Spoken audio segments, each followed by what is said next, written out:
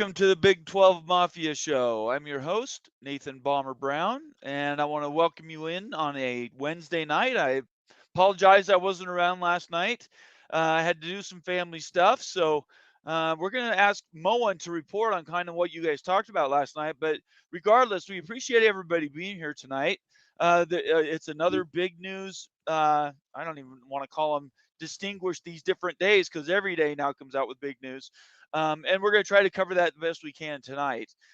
We are expecting at least one guest. I had a issue trying to contact Danielle, so I'm not sure if she's going to be joining us, but Doug confirmed today, so I expect him to be coming along anytime soon.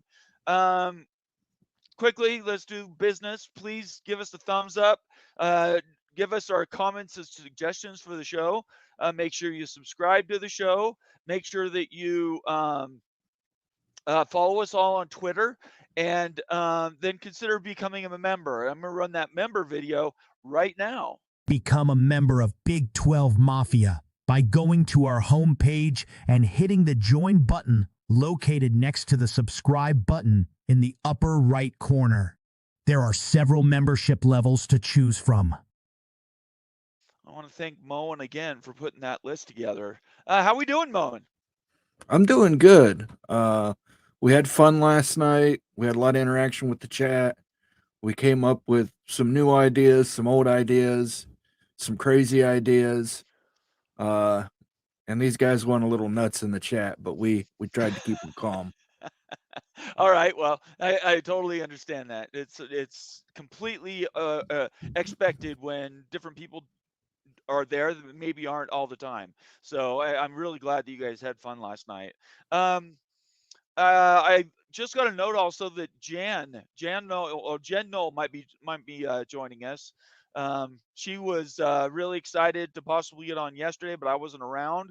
So I'm hoping maybe after 30 or 40 minutes, Jen gets a chance to join us. That's obviously a pretty big deal too. All right. So what stands out to you in the news as we're waiting for Doug to join here, Moen? Well, the NCAA is completely under fire from all sides. Yep. Let me bring Tennessee, that article Virginia. up. There you go. Yeah. Just completely under fire from all sides. I think if you could bring up that list that Ross Oh, brought sure. up, You looking bet at I all can. the different things that, yeah, take a look at this. They're currently fighting half a dozen legal challenges. If they lose these, it would cost them $3 billion in retroactive payments, make athletes employees, permit athletes to unionize, permit athletes to transfer unlimited times, permit athletes to sign NIL deals as recruits. That could all happen if they lose these things, and they might lose these things. It doesn't look like Congress is going to give them an antitrust exemption. Right. And I think at the end of the day, as we've seen noted in the last several weeks, Mitt Winter made a comment a while ago that we talked about, but he basically said they had 2.5 years once NIL became a formal thing to figure it out themselves, talking about the NCAA, and they could not make it work. So I just think that's remarkable. Doug's saying that he's having a hard time joining. Let me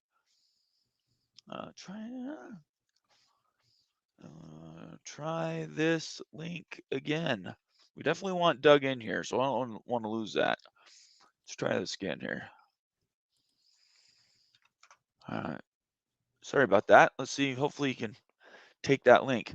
Of these 5 things, which is what is actually 1, 2, 3, 4 things? Which do you think is the most impactful? Is it the $3 to $6 billion? Is it the? There he is. I think it There's would be attorney Doug Rohan. How we doing, Doug? It would be the $3 billion. I don't have that laying around. Yeah, I agree. We'll have that review with Doug as well. I know he's anxious to I talk know about it. exactly what I just needed to hear the figure, and I know exactly what you're talking about. I bet you do. I bet you've been very active the last 48 hours, and you did it. By the way, your show with TJ Pittenger was money. That was really, really good. The guy's a great guy, and It was fun to watch you on there. I always like to think that we got you solo, but I know you have a lot of people that want your time. So before we get into the list and all these other things, what's the one thing that stood out to you, and what doesn't have to be today, but the last couple days that's come through the news, Doug? Look, Florida State has taken the gloves off. They are coming after the jugular. I presume what's happened is that they started having some negotiations, and the ACC was being very inflexible and probably coming down from a $574 million figure to like $450 million. And FSU is like, look, if you want to go hardball, then we're going to go hardball. And so they amended their complaint. They named names. This is just scratching the surface of the skeletons in the closet. But the amended FSU complaint in Tallahassee was a scorcher.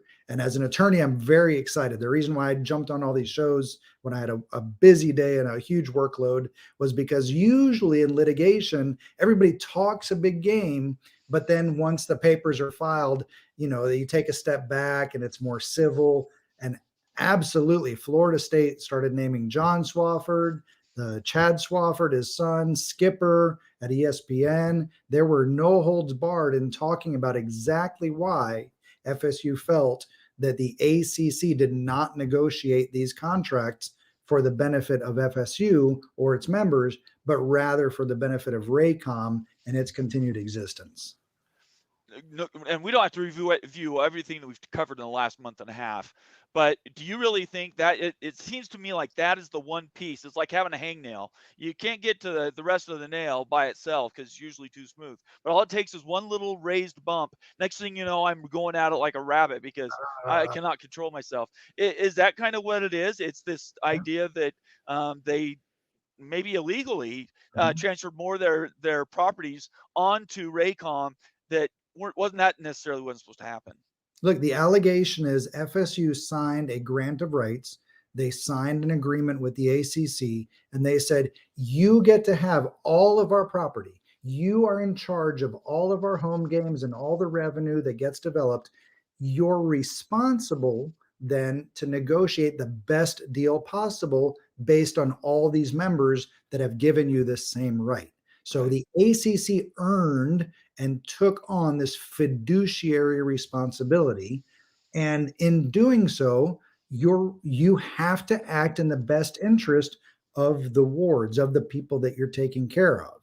So you can be a bad fiduciary, You can make mistakes. You can fail to anticipate some of the future causes and issues that come up. But what you can't do as a fiduciary is then set that aside and say, my son and his job at Raycom is more important. And that's exactly what happened. We have newspapers quoting John Swofford saying, ESPN, I really want to work this deal out to you. My most important concern is that we have tier 2 and tier 3 rights that are maintained with Raycom. They said that in the newspapers. And remember, in 2002, we don't have a bunch of text messages going around. We don't have a bunch of emails going around. Right. So what was published in the paper was allegedly a direct quote.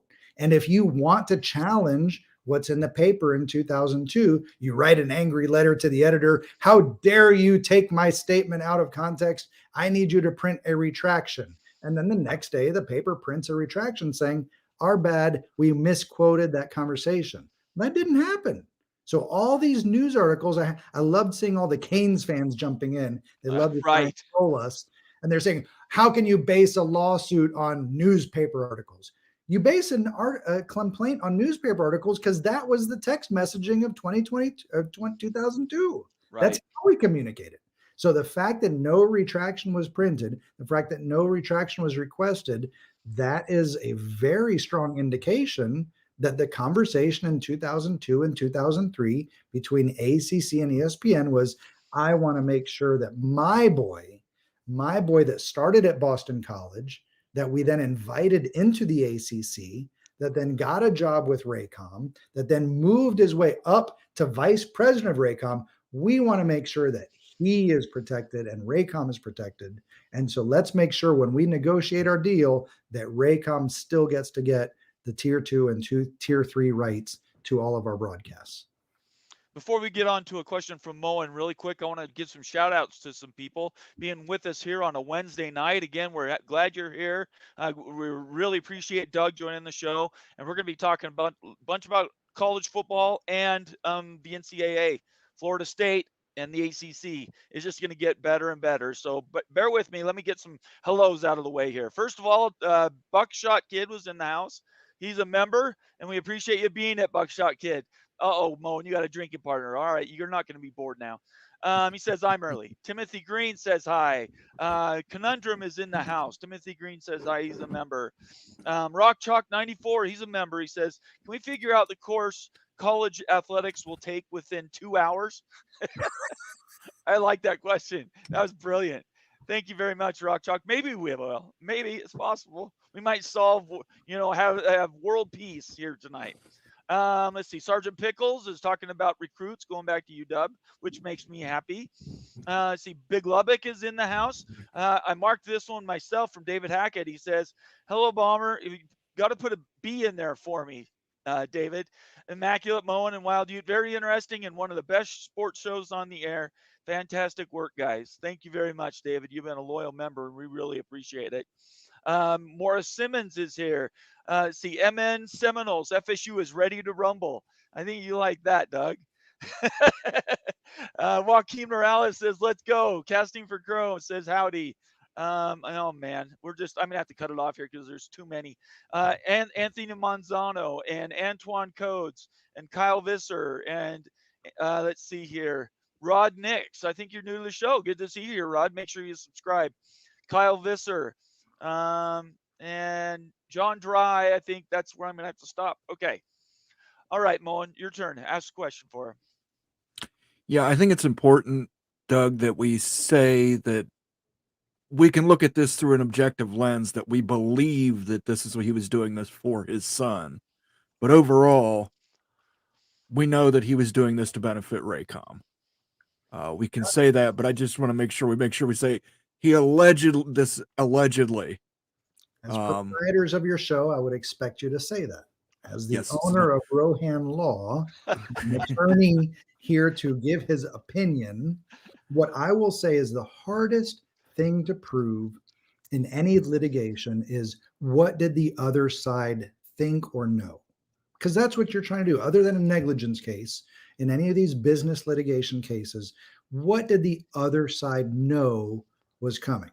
Well, what we know is that John Swofford, as alleged in these FSU amended complaints, commissioned a study 1 year into this contract to appease the members how our contract is similar and beneficial to you compared to the SEC contract, compared to the Pac-12 contract that was signed a year later for $250 million, nearly double the contract that you just signed. Let me commission a study to explain to you why this is really in your best interest. And let me, at the conclusion of that, assure you and promise you the ACC will not be left behind.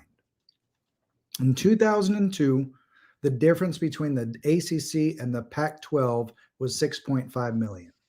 The time this contract was signed in 2012, the difference between the ACC and the Pac-12 was $100 million. There's no way that you can insinuate from that that the ACC didn't realize at the date that the contract was signed. We're not talking about 2022. We're talking about in 2012 that they didn't realize how bad they had messed up. The seeds for the failure and the collapse of the ACC were formed in 2011 and 2012. You want to follow up that, Moen? Yeah, so what you're saying is the fiduciary duty. Florida State is claiming a breach of contract based on poor fiduciary duty by the commissioner of the ACC conference, who at the time was John Swofford. Yeah. Look, if John Swofford was talking about Raycom in the ethereal plane, and the idea that we have done business with Raycom for 31 years, and here in North Carolina, we're about sipping sweet tea and supporting our friends, that's one thing. That is a plausible argument that you can make, but you insert a son that is the vice president of operations, and now we have a different story. Track the life of Chad Swafford. He was at Boston College as a marketing intern or manager, whatever he was at Boston College. The ACC invited only one member into the conference after Maryland left. That was Boston College. Now Boston College, member of ACC, loses poor Chad Swafford to Raycom, where he takes his marketing expertise to the Raycom Industries. Raycom fires 80% of their employees. One of the people they decide not to fire is Chad Swafford. 12 months later, the ACC signs a sweetheart deal with ESPN, ensuring that Raycom gets tier 2 and tier 3 rights to all of the ACC broadcasts. Chad Swafford goes from being an employee of Raycom to being a vice president of Raycom 12 months later. There are no coincidences. Right. Really quick, I just want to make sure everybody knows you're welcome to leave comments. We try to grab them when we can, but just know that if we don't get to your comment, it'll have to be a super chat tonight. I'll do the best I can to bring them in. Moen's helping me out, but yeah, I just want to make sure everybody knows I'm not ignoring you. We just have way too many comments tonight. So if you have a question you really want to get out, please, I'm encouraging you to make it a super chat. All right, let's get to a couple questions that I did target right off the bat.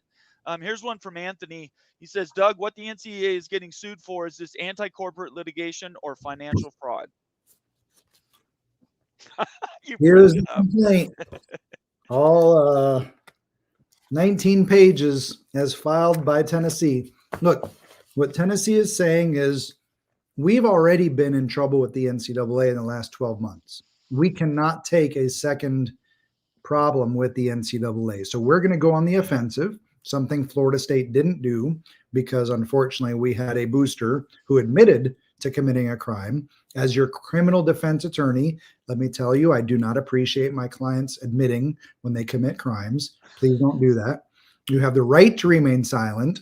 Some people don't have the capacity to remain silent. Please do that. So the Tennessee and Virginia have gone on the offensive, and they are explaining to the federal court in the Eastern District of Tennessee that the NCAA is and in fact operates in contravention against the laws of antitrust. We have an Alston decision, which is where the door opened up to NIL, allowing schools to pay student athletes compensation. But the NCAA first, knowing the Alston decision came out, buried their heads in the sand, covered their ears, la, la, la, la, la, I don't know what's going on. They decided not to create new bylaws. What they did issue were some guidelines. Guidelines are exactly what they sound like, something that may or may not be something you follow. And schools have tried in good faith to observe the guidelines of the NCAA. The problem is when you have guidelines and not bylaws, it's a gray area. So what has happened is schools are trying to negotiate NIL deals with players. We all know that. The players are looking around trying to compare NIL deals when deciding where they want to go. Right. Well, the NCAA has stepped in and said, no, that's not proper. You have to commit to a school first, and then we'll let you negotiate an NIL deal. Well, if there's no competition, then I'm not getting the maximum value for my name, image, and likeness. Right. So Tennessee is saying this NCAA policy, not a rule, not a bylaw, this policy is against a restraint of trade. And in doing so, they are once again showing how the NCAA is flaunting the Sherman Antitrust Act. And so we need to recognize the NCAA for what it is, and that is a for-profit industry operating in a space without any competitors. They are violating the Antitrust Act, and they should not be allowed to operate in that space. Let me bring up the list we were talking about right when you joined us. Ross Dellinger was kind enough to put this together. And we're only talking about topics here. We're not talking about specific legal challenges. But do you think this list is all inclusive? There's 5 of them he's got marked here. I'll quickly read them.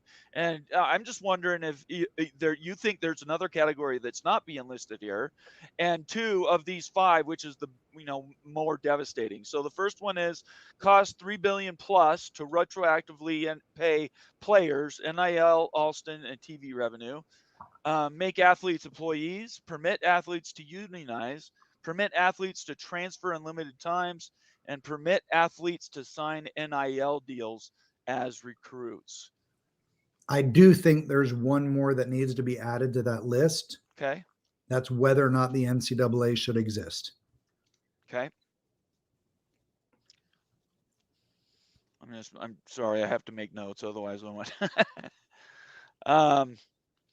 And then the second follow-up to that, going on those 5, is there one of them that you think is going to basically bring the most danger to the NCAA and on all the organizations for collegiate sports immediately, like the quickest, which is far enough down the line of these 5 that could happen in the next 6 months?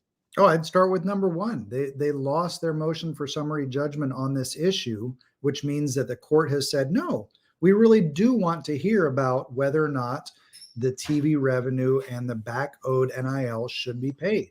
And in doing so, the NCAA doesn't have $3 billion.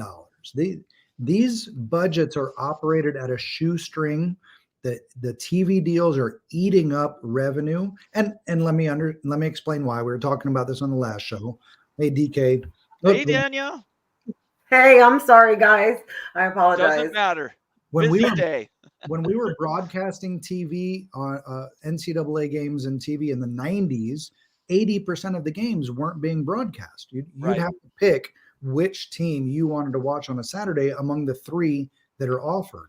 We now broadcast 90% of the games, and that requires us to send a crew of 70 to the stadium, operate the cameras, have people in the press box or operating remotely. But it costs money to operate all of these games. So as TV has looked for eyeballs and looked for consumers, they have to diversify their portfolio of games they're offering. So that has increased the cost. Now you want to add to that these are employees that are getting paid, and we're going to retroactively identify for the last decade or 2 decades others that should have been paid. This is a very reasonable likelihood of bankrupting the NCAA, who's already only operating based on the revenue they generate from their member institutions. Let me put up an asterisk on this.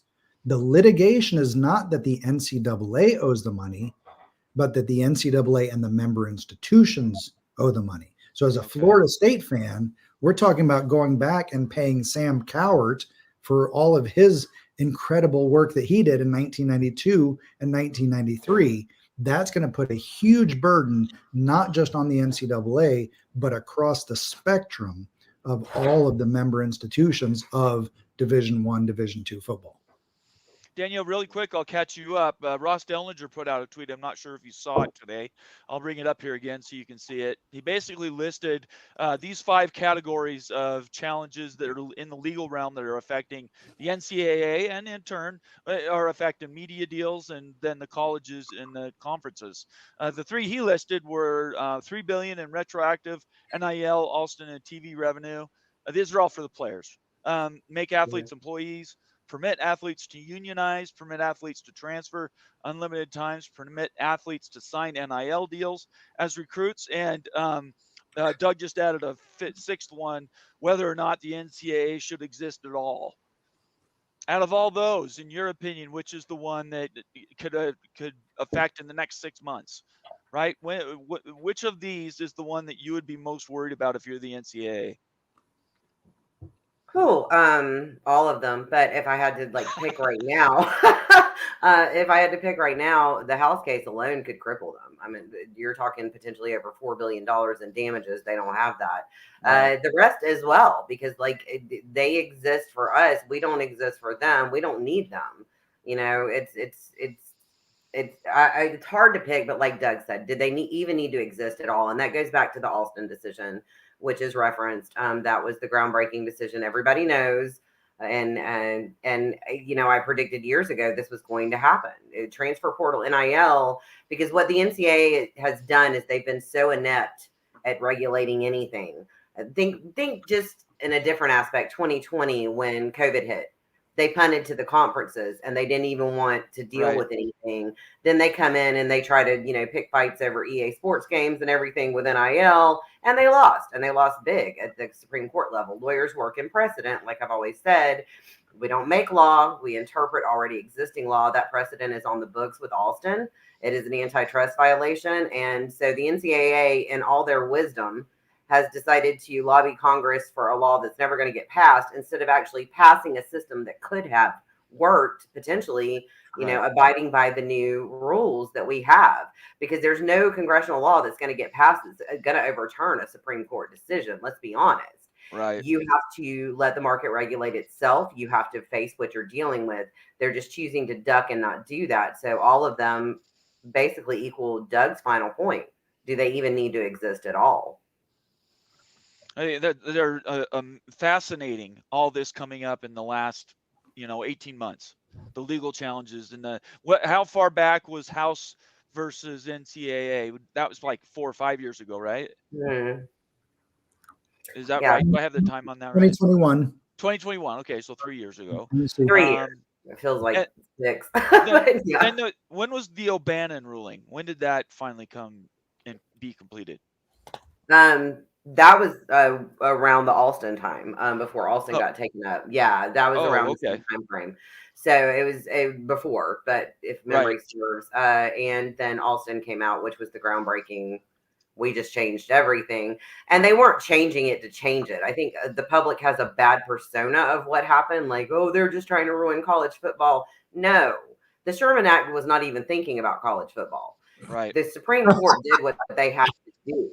I mean, they did what they had to do, and they applied the law correctly. That set precedent that is going to carry down, and then you have an inept administrative body regulating a system that doesn't exist anymore, trying to get around it instead of doing what they need to do, and that's face the fact that we're going to have to deal with this. It is a capitalist society. The market has a right to regulate itself. NIL is here. You can call them employees, not employees. They're employees. I mean, let's just be real, and you got to face it. So when you guys and Mo, and you get an opinion on this too, what is the likelihood when this is all said and done that the NCAA ceases to exist for coverage of basketball and football? Moen, you can go first. Football, 100%. Basketball, I think they still have a spot in basketball. Okay. Doug, what do you think?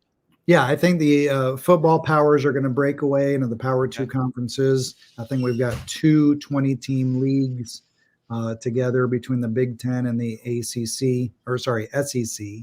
And so those 40 teams are separate and apart from the rest of collegiate athletics, and they're the ones competing for the top tier media rights and supremacy on the gridiron. But football or basketball, Olympic sports, I think all that will remain under the umbrella of whatever the new revised version of the NCAA is. Danielle?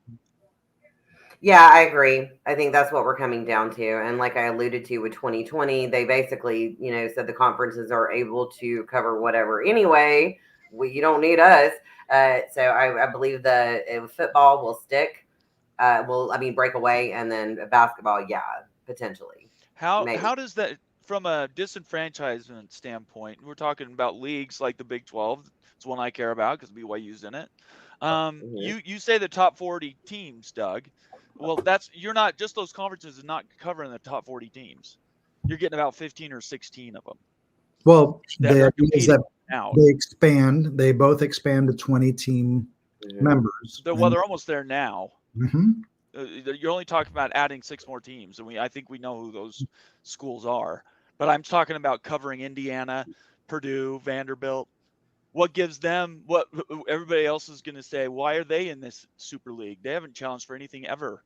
I think there will be some continuing realignment, even once this 2 power conferences Okay. coalesce. All right. I think that there will be some rejiggering, remodeling, and that those outliers, Oregon, for instance, might be brought into those Power 2 conferences, recognizing that Oregon is more appealing than Vanderbilt.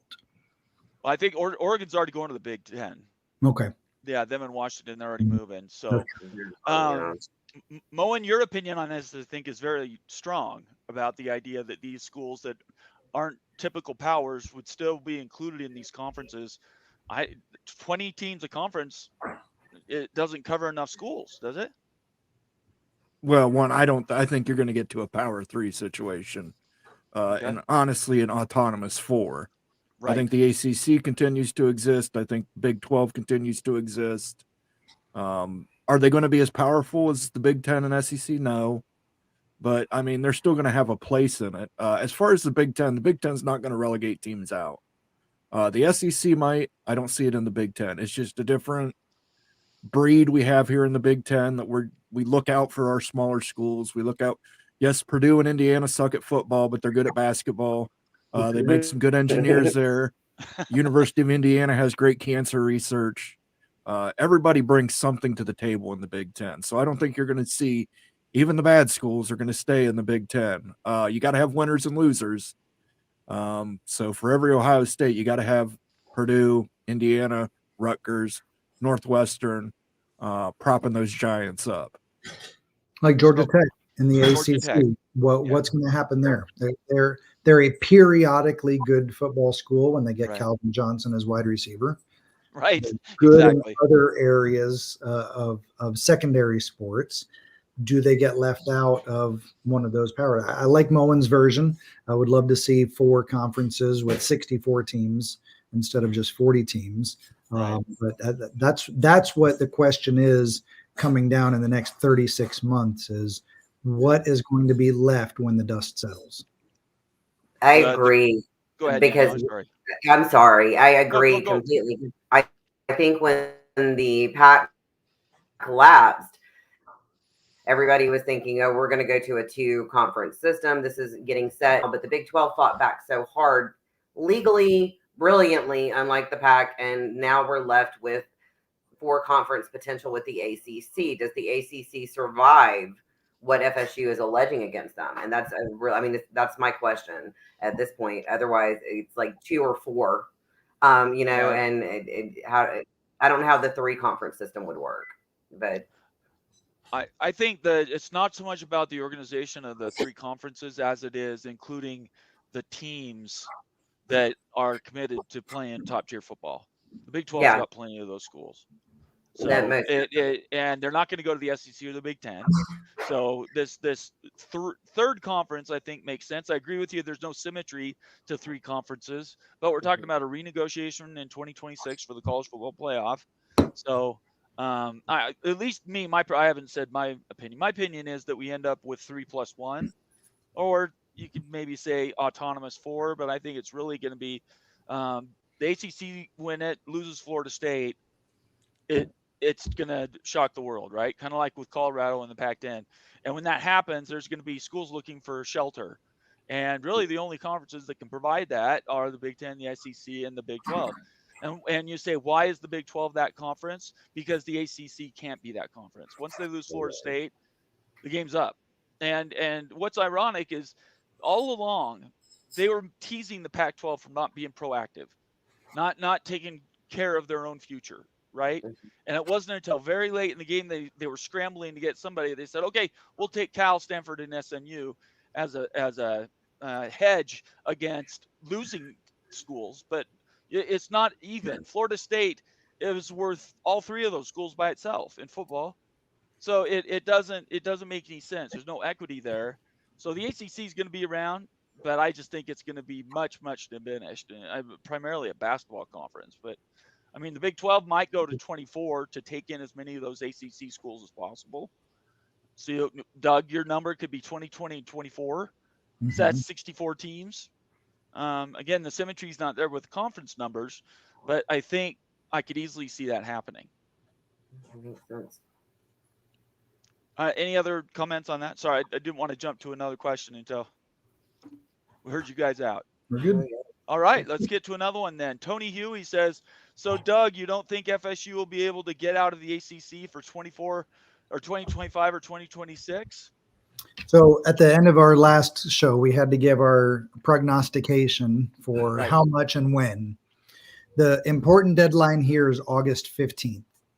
Now, Florida State has alleged in their initial filing, remember, this is a declaratory judgment action. You're asking the court to rule on an issue before you do a thing.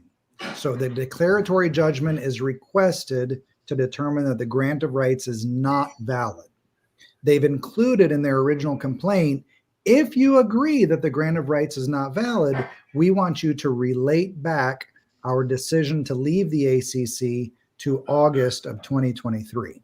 I think of all the things the FSU has done, that's the least likely thing that's going to be granted. You didn't say you wanted out of the ACC. You filed suit asking a judge to determine whether the grant of rights was valid or not. You have not said you're leaving the ACC. We might agree with you that the grant of rights is not accurate or is not valid. We might agree with you that there is a violation of the contract, a breach of contract, a breach of fiduciary duty. I cannot imagine a scenario where the judge also then goes so far back to say you get to put notice in as of August of 2023.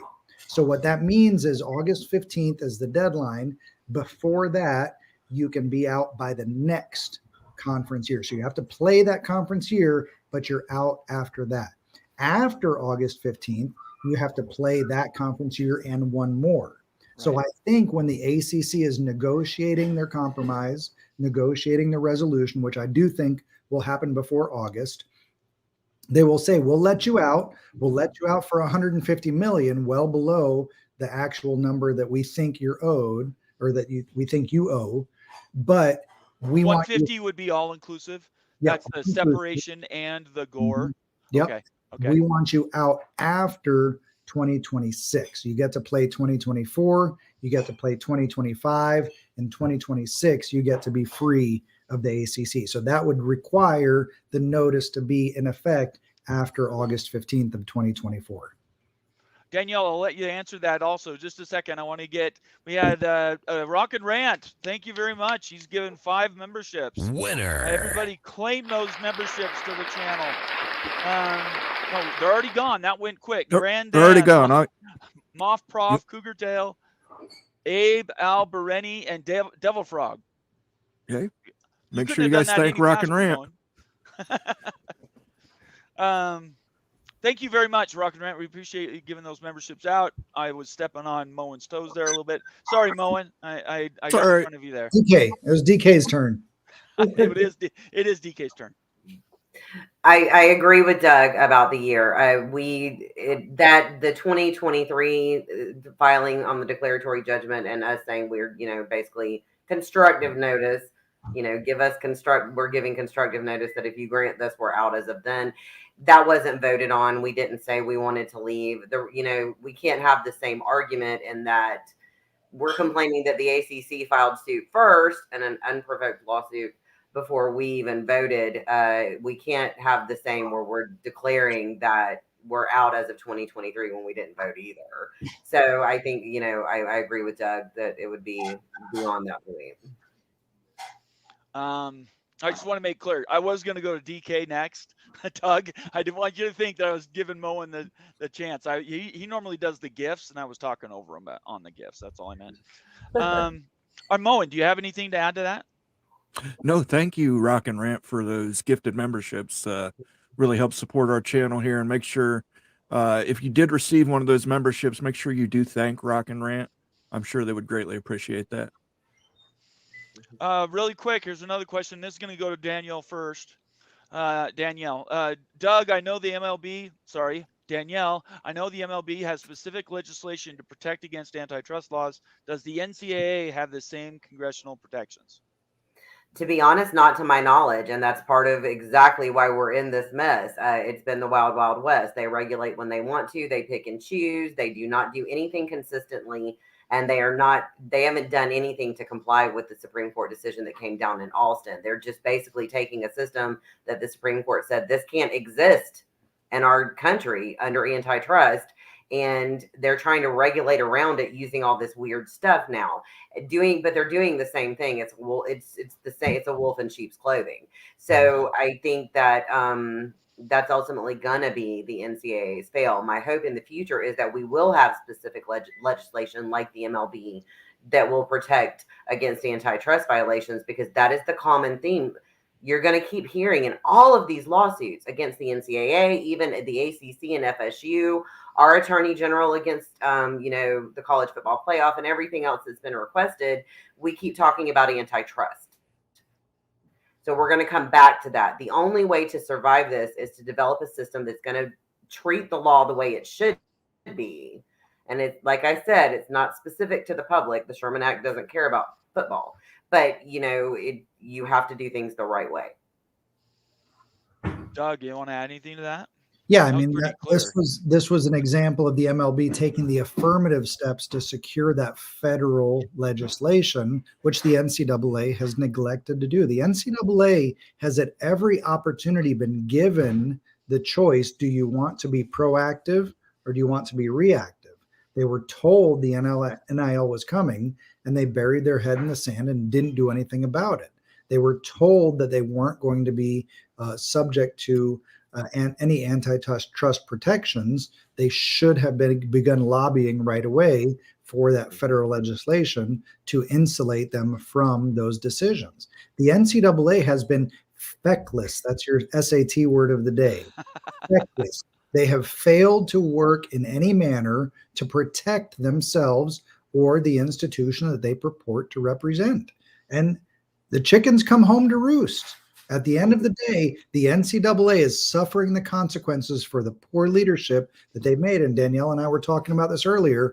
The parallels between the poor NCAA leadership and the poor ACC leadership are uncanny. Both of them have failed at every opportunity to be proactive, and now we're seeing the results of it. I think what everybody needs to make note of is we're talking about sports here. We're not talking about endowments. We're not talking about how hard it is to join your school in what conference. We're talking about football teams, and people just need to keep that in mind when we're talking about all these things. It's follow the money, and that's in the game. It's not in the education. That's a separate thing. Mo, do you want to add anything to that? This question from Daniel. No, that's purely for the lawyers. Okay. Yes, they're amazing. 45 minutes in, I wanted to thank everybody for being here. Make sure you subscribe to the channel. Follow all of us on Twitter. Danielle Kelley is DKelly21, right, Danielle? That's me. And you could put that in your SIG if you wanted to. Danielle Kelley, 21 years old. There you go. I wish. Then you got attorney Doug Rohan, who happens to be in Georgia. Doug, actually, Danielle, really quick, you want to tell everybody what you do and where they could find you and why you're here tonight? I'm here tonight. Oh, goodness. That's a long story. Anyway, I grew up in Tallahassee. I live in Tallahassee. My mother worked for the attorney's office at Florida State before becoming a judicial assistant to a federal judge here. My father was part of Coach Bowden's protective detail for the Florida Highway Patrol. Grew up a Knoll, definitely on those sidelines. Went to undergrad here and law school here and practiced law here in Tallahassee. I've handled class actions. I'm a contract lawyer. I was a prosecutor out of the box, but then I went into civil law, and I've, dealt with a lot of, I can't say there's a lot of precedent in this area, but we have to compare to other areas as well on this. So right. I've handled a lot of civil cases. Let's just put it that way. Well, your in-depth knowledge, along with Doug, the stuff you guys have been covering, not only for Florida State, but for the greater college football, we're going to be doing more things with that. They're not going to just be these show appearances. And I'm just going to tell everybody, stuff's coming. Just be patient. We got some high-value product going out. And by the way, it's not just us. It's a bunch of creators. It's Renegade Report. It's VC Knoll and Ryan at their Florida State show. I'm spacing their show right this Garnet second. Garnet and Old, thank you. Mm-hmm. And then we've got lawyers that are all covering this stuff. Doug, tell everybody where they could find you and kind of what you do. Well, like Danielle Kelley, I'm a double Knoll. I spent my undergrad in 93 through 96 celebrating all of the victories that the Noles were having with the marching chiefs, where I marched. Met my wife, who is also a marching chief, so we were making a bunch of chief babies. And then I decided after law school in 2000 to move to Atlanta. I needed a big city with a lot of people that were pissed off at each other, so I could be a personal injury and workers' comp attorney.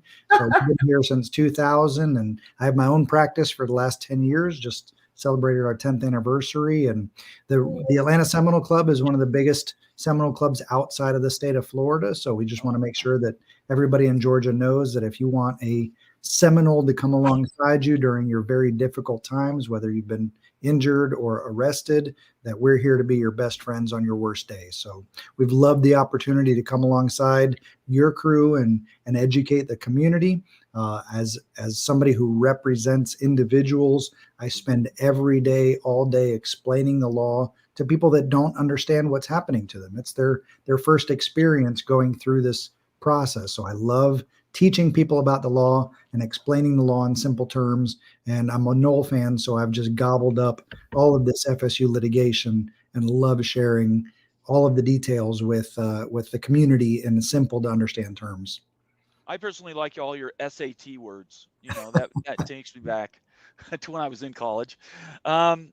Moen, you want to do a quick plug for what you've been doing recently? I've been here 4 days That's a week. That's all I wanted you to know. Pretty much here 4 days a week. And you do a great job, and I appreciate it. Thank you. Let's get to another comment here from John Dry. By the way, Jen may be joining us any moment. I don't know if her show is tonight or not, but we're excited if she'll be able to join as well. John Dry says, Big 12 ain't going to fall any more than they already have from the P2. After the ACC falls, the Big 12 will gain a little more power. Mm-hmm. I see lots of heads bobbing up and down. With consolidation, that naturally means you're fluffing some stuff off. I would say Washington State and Oregon State speak that language right now, and potentially Wake Forest and Boston College could be saying the same thing. Is that kind of what you guys think is going to happen, how it might shake out? You're telling me that the ACC went out and looked for more members and the best they could do was Cal, SMU, and Stanford? Yeah. I mean, come on. If nothing else shows you where the ACC is trying to go, let's go with the teams that have average attendance of 22,000 people at their 21, football. I thought. It's not very much. Danielle. No, I agree. The ACC hasn't, like we're talking about, they're reactive, not proactive. And I know FSU even has a table in their complaint about the viewership comparison of FSU games versus Cal, Stanford, and SMU. And when the pack was collapsing and I watched, the Big 12 and the Big 10 and stuff was going on, and the ACC is just sitting here, I guess I keep referencing that. That's my favorite paragraph, Doug. The pine tree quote. They're up there. Educate us. What are you talking about? Oh goodness, they were when FSU amended the complaint and actually went after Swofford. Like, we're naming names now. Right. I can't even remember what paragraph it's in, but they describe the meeting between Swofford and Skipper with ESPN, where they're trying to save Raycom. And I think the quote had something to do about what was it, on the back porch, the two UNC graduates on the back porch coming up with a way to save Raycom under the pine trees of North Carolina. It was a very descriptive. I just love it. I'm sorry. That's all right. The thing is, you guys are going to have inside jokes, and we're not going to know them. So that's why I'm asking you to sort of let us peer through the mist to kind of see what you're talking about. Nepotism and Tobacco Road. That's exactly how to sum that down. All right.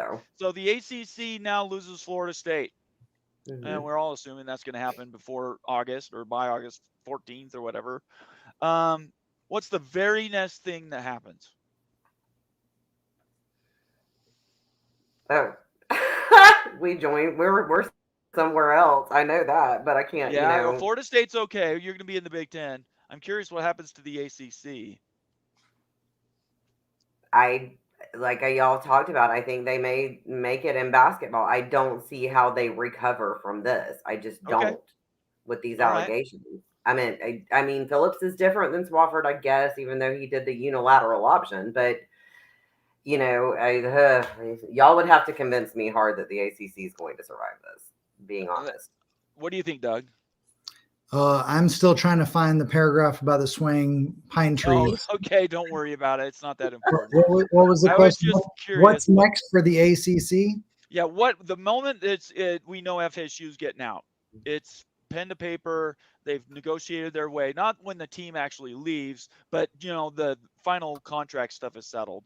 So What's the very next thing that happens? here's the fascinating thing to me. Under whatever agreement, whatever settlement is achieved, the ACC would prefer for that to be private. The ACC would like to keep it under wraps. Right. Problem with dealing with a Florida State institution is that Florida State has the most broad open sunshine laws of any of the 50 states. So there is an obligation that any agreement regarding Florida State is going to be public information. Okay. So there's no way the ACC hides how the agreement is shaped or what the agreement is. So that's going to provide a roadmap for all of the rest of the members who want to leave, which I count at least 2 or 3: UNC, Miami, Virginia, Clemson. So really 5 total for additional members. I think that at the end of the day, those members leave, and what you have left is a conference that is solely reliant on basketball TV revenue because they won't have the TV eyeballs of their top 4 programs. And that they would like have a media deal with ESPN that's half as expensive, worth a lot less than they originally signed up for, which then I think then bleeds other schools. I think that's the main idea about that. Moen, you have any other thoughts on that? Yeah, they keep bringing up this swaying pine tree, but it reminds me. Bring it up. Reminds me of this it's meme. Paragraph 39. Paragraph 39. Paragraph 39. Let me read it. Just let me read it. Please go ahead.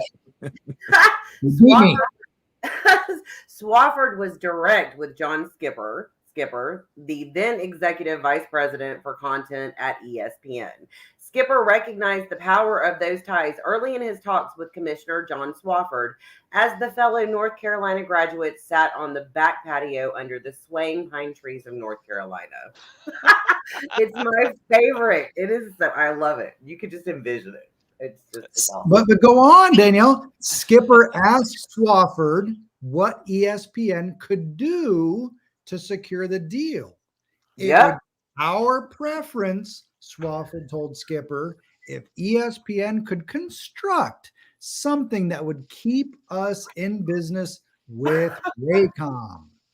Exactly. Whew, I want Discovery into that meeting. I want the deposition. And I was just going to ask you about that. So we just talked about the sunshine laws and how everything like that works. What do you guys think the party will be like once that information is publicly available? And here's Jen has joined the show. The life of the party is here. How you doing, Jen? Hey, how are you? Good. We're just, talking NCAA implosion and Florida State and ACC. I mean, nothing big, right? Right. I love your shirt, by the way. That's very cool. Thank you. Jen and I are going to have a watch party for Vanderpump Rules maybe in the next couple of weeks. We're going to watch that. That'd be a lot of fun. I just watched it on Peacock. Oh, there you go. That's it. I did the live last night, and I did the Peacock version just now, and it was much better. Because the language and stuff isn't filtered. It's good stuff. Mm-hmm. I haven't watched that piece yet. Yeah, guys, sorry. I am a weirdo. I'm obsessed with a reality show. I can't stop myself. I've tried. It just doesn't end. I was raised on Road Rules. Road Rules. Grimes, right? Wasn't that, what was his name? The guy's name? I thought it was Theo Vaughn was in Road Rules. That's how he got his start. Okay. I couldn't remember his name. That's what I was thinking. Yeah. Jen, I think your mic's doing that. Is it? Okay, I'm going to hop out and get back in. No problem. That's fine. All right. While we wait for her to come back, let me bring up another question from Joe Z, who says, was precedent not set with UT and OU getting out early from their gore for $50 million? I think that number was arbitrary, wasn't it? Well, they had 2 years left, and that's very Okay. different from having 13 years left. So at the end of the day, they did compromise, but they were compromising on a much smaller scale. And what was interesting there was that the courts did uphold that the grant of rights was valid in that situation.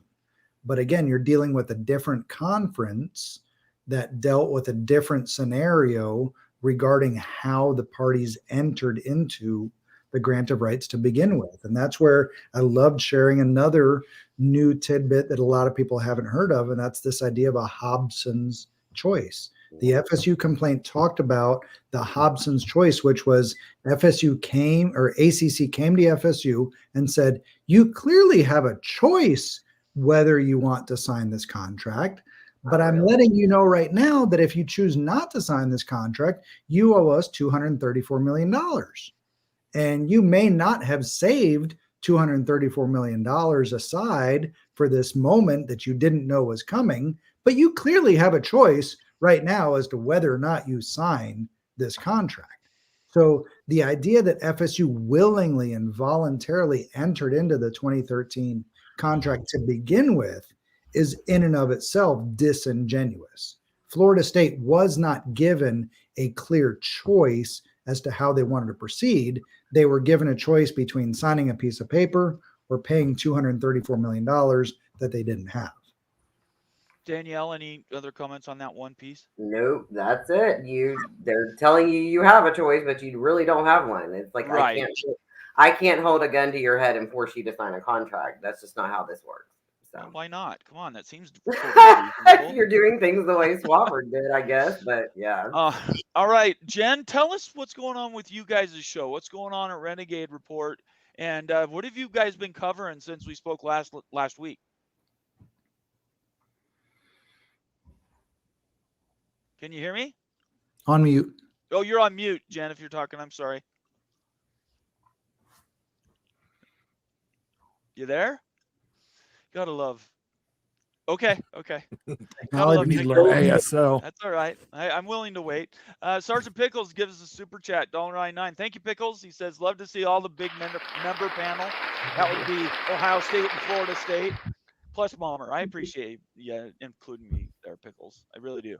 So I'm going to ask you guys, do you guys have questions for us? I know it's quite often that you are able to cover as much news as possible, but sometimes Moen and I come across stuff that you guys might have questions about. For that matter, Jen, I'll start with you, Doug. Are there any questions we can answer for you?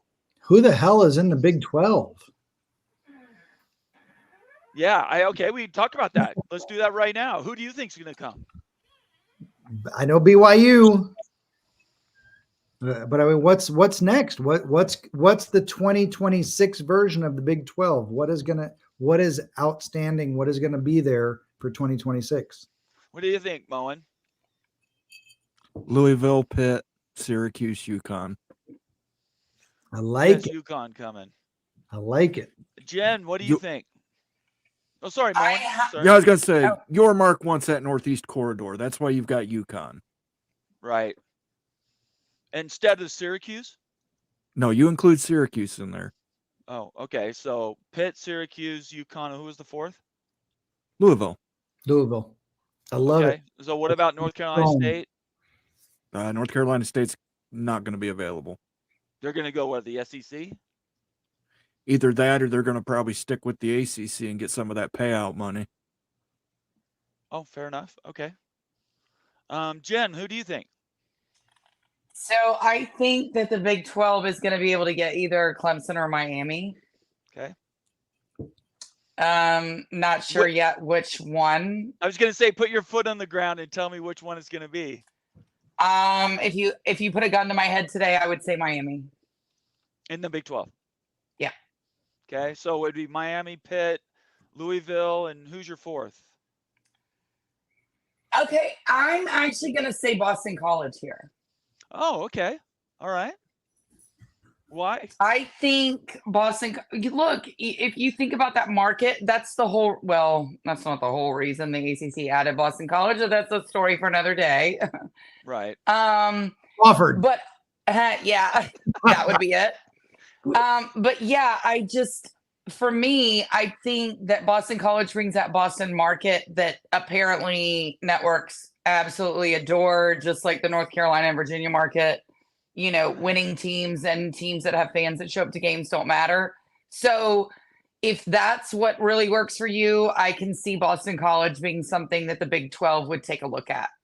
When you talk grades, you talk, academic things, it'll bring the Big 12 up a little bit. They're a little bit more competitive as far as football goes than some of those other scrubs. I'm not saying Syracuse is a scrub. I'm just saying, like, Syracuse and Wake are a little bit different, and I think Boston College is a little better than those two. I think they're a notch above.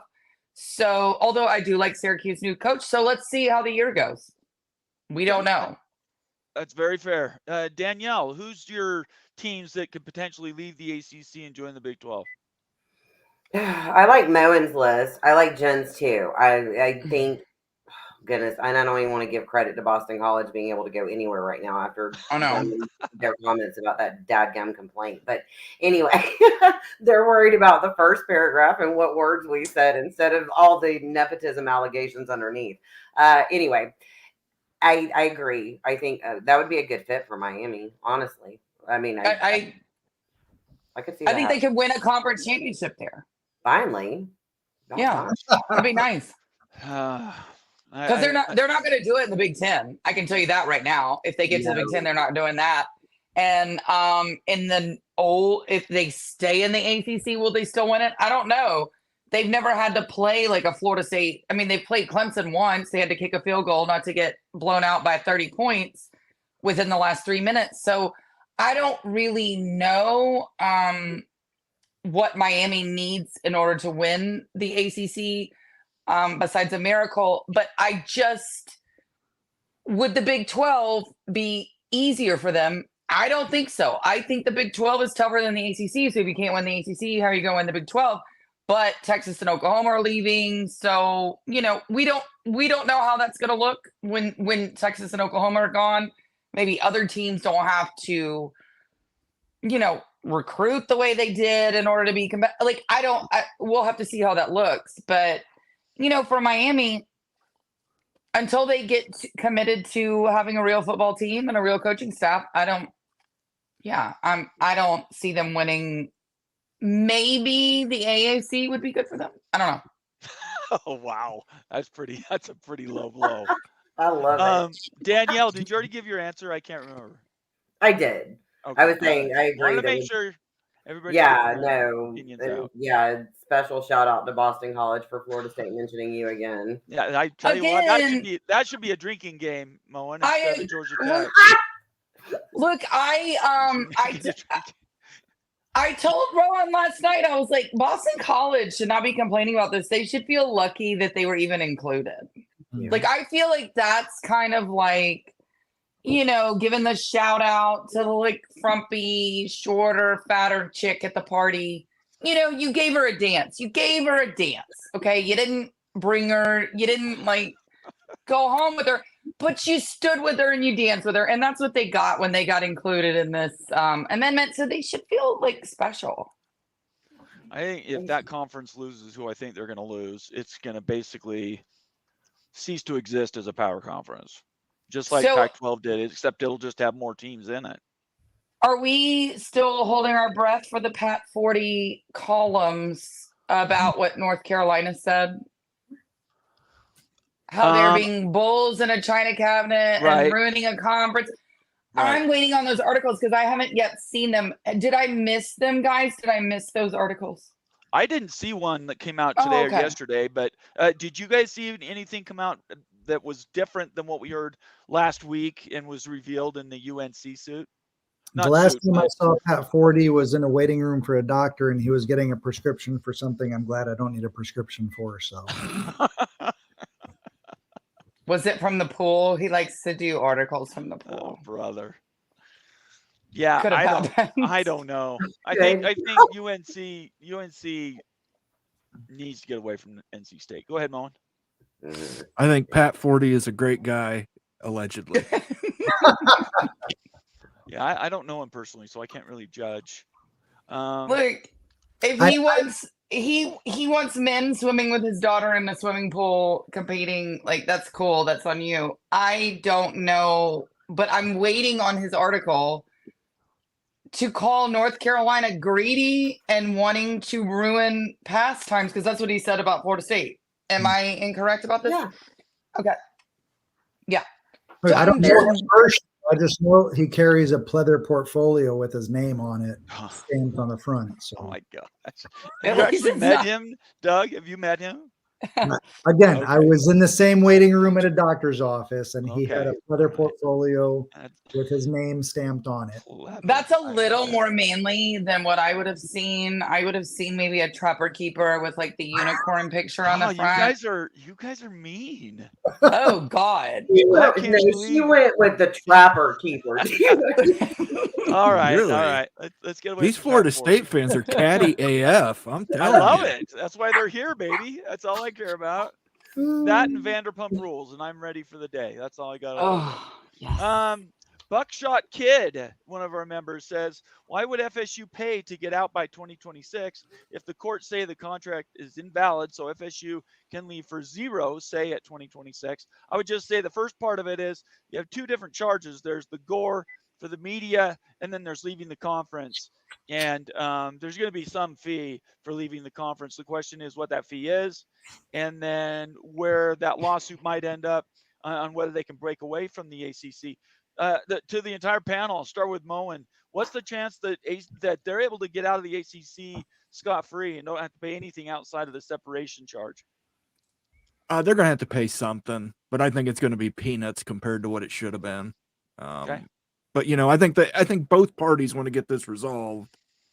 Florida State obviously went scorched earth this week. Obviously, they have more skeletons in the closet for the ACC. They're telling the ACC basically, settle quick or else. Right. Very fair. Jen? Yeah, I think my whole thing with what Florida State did was so would they want to get out for zero? Who wouldn't? Right. But I honestly think in this type of situation, you're going to have, I don't think the ACC wants that grant. I don't think the ACC wants that option. I don't think they want that in front of a judge for a judge to say, hey, you can get out for zero. I think what they're going to do is put a number in front of Florida State, and Florida State's going to decide if they can swallow it and want to take it, and they're just going to get out. That's how I see it going. I would think for the exit fee. That's where I would think it's going to go. It could be a little higher. I think Florida State's number is probably around. I'm not going to say what their number is, but it's a little higher than what the exit fee is. I think is a number that they could sit with and be fine with, and I think that's what you're going to see. Danielle, what do you think? I'm in the same boat. I think the exit fee is a big deal in the sense of they don't want a mass exodus. They're going to try to salvage something. The whole lawsuit with Maryland that we continually cite is over, withdrawal penalties and exit fee kind of stuff anyway. So we're going to pay something around what y'all are talking about, what Doug has described, what Jen has described, to just, like Jen said, you don't want this in front of a judge. They don't want to go any deeper with this. The best thing they can do is just, they offer us a number, we counter, and it's over. The Pac-12. Sorry, go ahead, Jen. Oh, no, I was just going to say, I think any money that you're going to get out of Florida State, any other team that tries to leave, you're going to get the same amount of money. If Florida State gets that zero judgment, if the venue gets changed to Florida, they get the zero judgment. That is just something that is so much money that you can't, you don't want to even open that door, because not only would that open a door for Florida State to leave with zero money, it would open the door for everybody else to start challenging this grant of rights. And then you talk about an absolute implosion, and there's no saving it from then. So that's why I'm saying I think this amendment, it was them saying, all right, here's what we've got. Where do you want to go with it? And I think that it's going to be a number that's going to be palpable for Florida State and something that the ACC can save face with. Jen might be blonde, but she's brilliant. This is absolutely the exact case, because the FSU has laid out the framework for challenging this ACC grant of rights. The ACC cannot let this get in front of a jury, because that's where this is going. A jury is going to decide this. A jury that is an accountant, a barista at Starbucks, a member at a firm, and they don't understand what $120 million is, let alone $500 million. Yep. A jury is not going to understand and appreciate the figures that the ACC is going to want to impose on Florida State. So just getting this in front of a jury, the ACC is already going to lose. They're not going to let that happen. So they're going to negotiate a settlement of 150, 160, 170, maybe $180 million. I'd say that's the ceiling, because at the end of the day, whatever FSU does, 3 to 5 other schools are about to replicate. Yep. So if you let this go to litigation, and where this look, my viral post was the day after the college football snub, and I said, I want litigation. And somebody said, what do you want to litigate? And I said, I don't have a freaking clue, because that's not my area of practice. This is what I wanted them to litigate. They have filed the lawsuit that I wanted them to file, and it is strong. It is good. The amended complaint is not pulling punches. And from what I understand from Jen, we're just scratching the surface. She knows a whole bunch of stuff that I don't know. Right. What I can say is that the ACC needs to reach a reasonable agreement, and then double, triple, quadruple that over other members to survive into 2030. If the ACC wants to exist in 2030, they're going to compromise with Florida State for 150, 160, 170 million, and then tell Clemson, North Carolina, Miami, and whoever else wants to leave, this is the price tag. Because if they go to court and they lose, they will not exist in 2026. Exactly. Because if you get that, and I agree, if you get that in front of a jury, it's almost like the stupidity. Doug and I have talked about the parallels between the ACC and the NCAA right now. The fact that the NCAA didn't settle the House case and let that go forward, that could absolutely end them completely if that damage award comes back that way. Then you have Florida State with this new specificity in the complaint, allegations. You don't want to get that in front of a jury. You don't want a jury coming up with those numbers, because I promise you, please let me do that, Vordayer. Please. Yeah. Oh my gosh, I would love it. But yeah, they would be stupid to get to that point. But the NCAA has been stupid too. So have you or a family member ever been denied a job because somebody hired a relative to replace that position instead of you? Yeah. I mean, I think like what you were saying with the voir dire, that to me is where it all goes, right? Because if you think about the people who can get out of jury duty, right? I mean, it's usually elite managerial class. Us normal people, we don't get out of it. What do we see on TV? We see Florida State. We see some other teams, right? When we're watching college football. And you're telling me that you're going to tell this team, as just a regular person, that Wake Forest should make the same amount as you? These juries are going to say, sir, no. That don't work for me. That's exactly, because that's a thing a lot of people don't understand. I'm sorry to interrupt. The McDonald's woman and the coffee. Everybody likes to bring that kind of stuff up. He only sued for her medical bills. The issue is the jury got to hear about how McDonald's had been warned to turn their coffee down, but that Burger King actually turned theirs down, and these other restaurants did. And there's this many emergency room visits due to McDonald's not turning their coffee down. And McDonald's was already aware and knew. And then the jury gets pissed off and awards punitive damages. So, I mean, that's the thing. She never even sued for that. Florida State's filed a declaratory judgment. You're going to put this in a jury's hands to hear about all the things Florida State's just filed, the nepotism, the decisions. You let them come up with that number, they'll end up paying us. The jury wants a villain, and the jury wants instructions how to correct the wrong. Exactly. The ACC has given the jury the ammunition they need to do those two things. People wonder what I'm an FSU fan. I'm an FSU homer. I accept it. I bleed garnet and gold. Right. But let me tell you, a jury, even a North Carolina jury, will take this case and be like, I get to be the hero in this story. I get to create justice in this story. They love that. Juries eat that up. That's what people pay jury consultants to tell them about. And let me quickly tell an interesting aside story here that I love sharing. I have a friend who has tried 10 of the 12 biggest jury trials in Georgia. He was polling the jury after a case to find out why he won, what brilliant legal strategy the jury hung on to and understood and gathered from his stellar presentation to award $125 million. Turned out the jury said, your expert had shoes that had been shined, and the other side had shoes that they didn't shine. And so if I'm going to sit here and listen to an expert, I'm going to listen to the expert that shined his shoes, because if you're going to talk about details and what is expected of somebody, I'm going to listen to the person who shined their shoes and not listen to the person that didn't shine their shoes. Let me tell you, every jury trial I have now, we pay to shine the shoes of our experts. I love because it. The jury will literally decide their cases on the most random issue that you had no concept of. You can plan 36 hours creating your opening argument, but it's going to be whether or not the expert shined their shoes that's going to be the decision of the jury on whether or not your client's entitled to $125 million.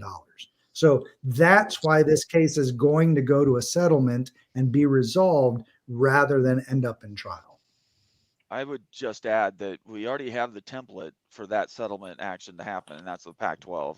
Exactly. And Oregon State and Washington State. So there's already not necessarily this massive precedent, but there is precedent that says you don't want to get into, well, we've already saw behind the curtain at UW, President Cauce's emails and messages were just damning.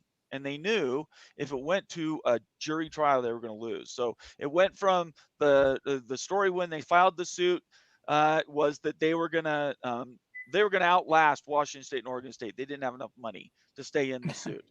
Then they won that landmark case that basically kept it in Washington and went up to the Washington State Supreme Court. And basically the moment they saw it, they said, you don't want to do this, because everything that we've seen, it doesn't look to me like it's going to change. So I got to believe that it's a similar thing with the ACC.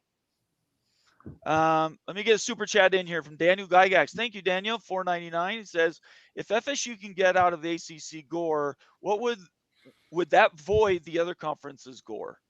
No, not at all. Okay, I like that. You want to add to that? The issue here is the failure to pursue the fiduciary duty. If you had a grant of rights and you said, hell yeah, every 36 months, we're going to renegotiate. Every 36 months, we're going to go to ESPN and say, you've got to give us 30% more. If you were aggressive in negotiating the grant of rights, a grant of rights in and of itself could be considered feasible. The problem is the 13 years, and we're going to get into a new position in just a second. It's 13 years at a 4.5% annual escalation. Right. That in and of itself is criminal.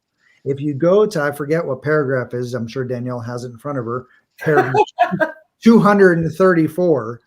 Somewhere in there. The heading of the fourth section is Swofford feigns ultimatum from ESPN. Florida State is saying Swofford lied to Florida State to get them to agree to this new contractual grant of rights. That is damning. That's the nuclear bomb in this lawsuit. They had the audacity in their complaint, amended complaint, to say Swofford lied to us.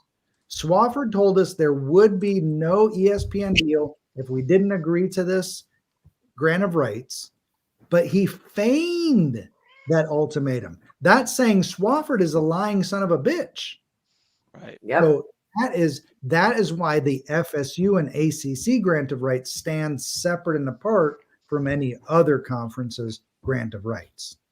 And yes, and went and like alleged in the complaint, went and chased after the BOT members to get them to agree to a bunch of bullshit. 4 days. Yes. If you look at all of the signatures, there is an elapse of 4 days between everybody else signing the grant of rights and Florida State signing the grant of rights. So don't you dare tell me, oh, you signed the contract. We spent 4 days reevaluating whether or not this was something we wanted to do. Right. Right. Exactly. Jen, you want to add anything to that? No, I just think that the ACC is a clown show. You know how I feel about it, and I'm gonna enjoy watching them burn. Okay, I appreciate that. Moen, anything you want to add? I'm having fun with it, especially this week. I just like watching stuff burn, so it's fine. Okay. Yes. We need some sort of a drop. We need a drop or a video that we can put up when stuff is burning to the ground, and then put ACC in the banner. Right. You need like Heath Ledger as the Joker, like lighting. Some men just want to watch the world light on fire. That's how I always think of myself. I just enjoy it. Got to start somewhere, Jen. The meme that I shared this morning was the Tom Cruise Tropic Thunder phone call about absolutely demolishing the 12-year-old Vietnamese guy that was holding his employee captive. Right. I want to welcome Jared Jones back to this channel. Jared's been a loyal member for a very long time. Jared, we've missed you. I know you're doing a bunch of other stuff. If there's anything I can ever do for you, don't hesitate to send me a DM, because we support Ohio State here. No, it's just you. I don't care about Ohio State. I support you and Moen, though. He just says he's finally have an open night so I can catch a live show. So we appreciate you being here, Jared. Believe me. Let's see here. Jan Hulk, all the way from Slovenia, says FSU, by the way, he's a member, says FSU in 10 years will make the same money as Northwestern. I hope they get in big and become a little nicer to others. What do you guys think about that? Florida State, are they going to be nicer? We love other people. We're so friendly. Don't keep us out of the playoffs with a third-string quarterback, and we'll be nice to you. Yeah. I love how all of you said yeah at the exact same time. That was funny. We're very nice. We're a very nice fan base. Like we hang out in Southern Pines. You're nice. Yeah. I don't care about anybody else. Just be nice to me. That's all. I mean, if you come after us on Twitter, that might be a problem for you. Right. I'm just gonna let you know that. The FSU Twitter is a little famous, but you know, I mean, we're fun. We're a fun bunch, and I think that we're not like Delulu. You know, you could go look at like the Kane total internet fan base. That's all they have, right? And that's some. All right, let's get on to another one. The Walking Geek says ESPN will let the ACC go to market in 27, then partner with Fox and make them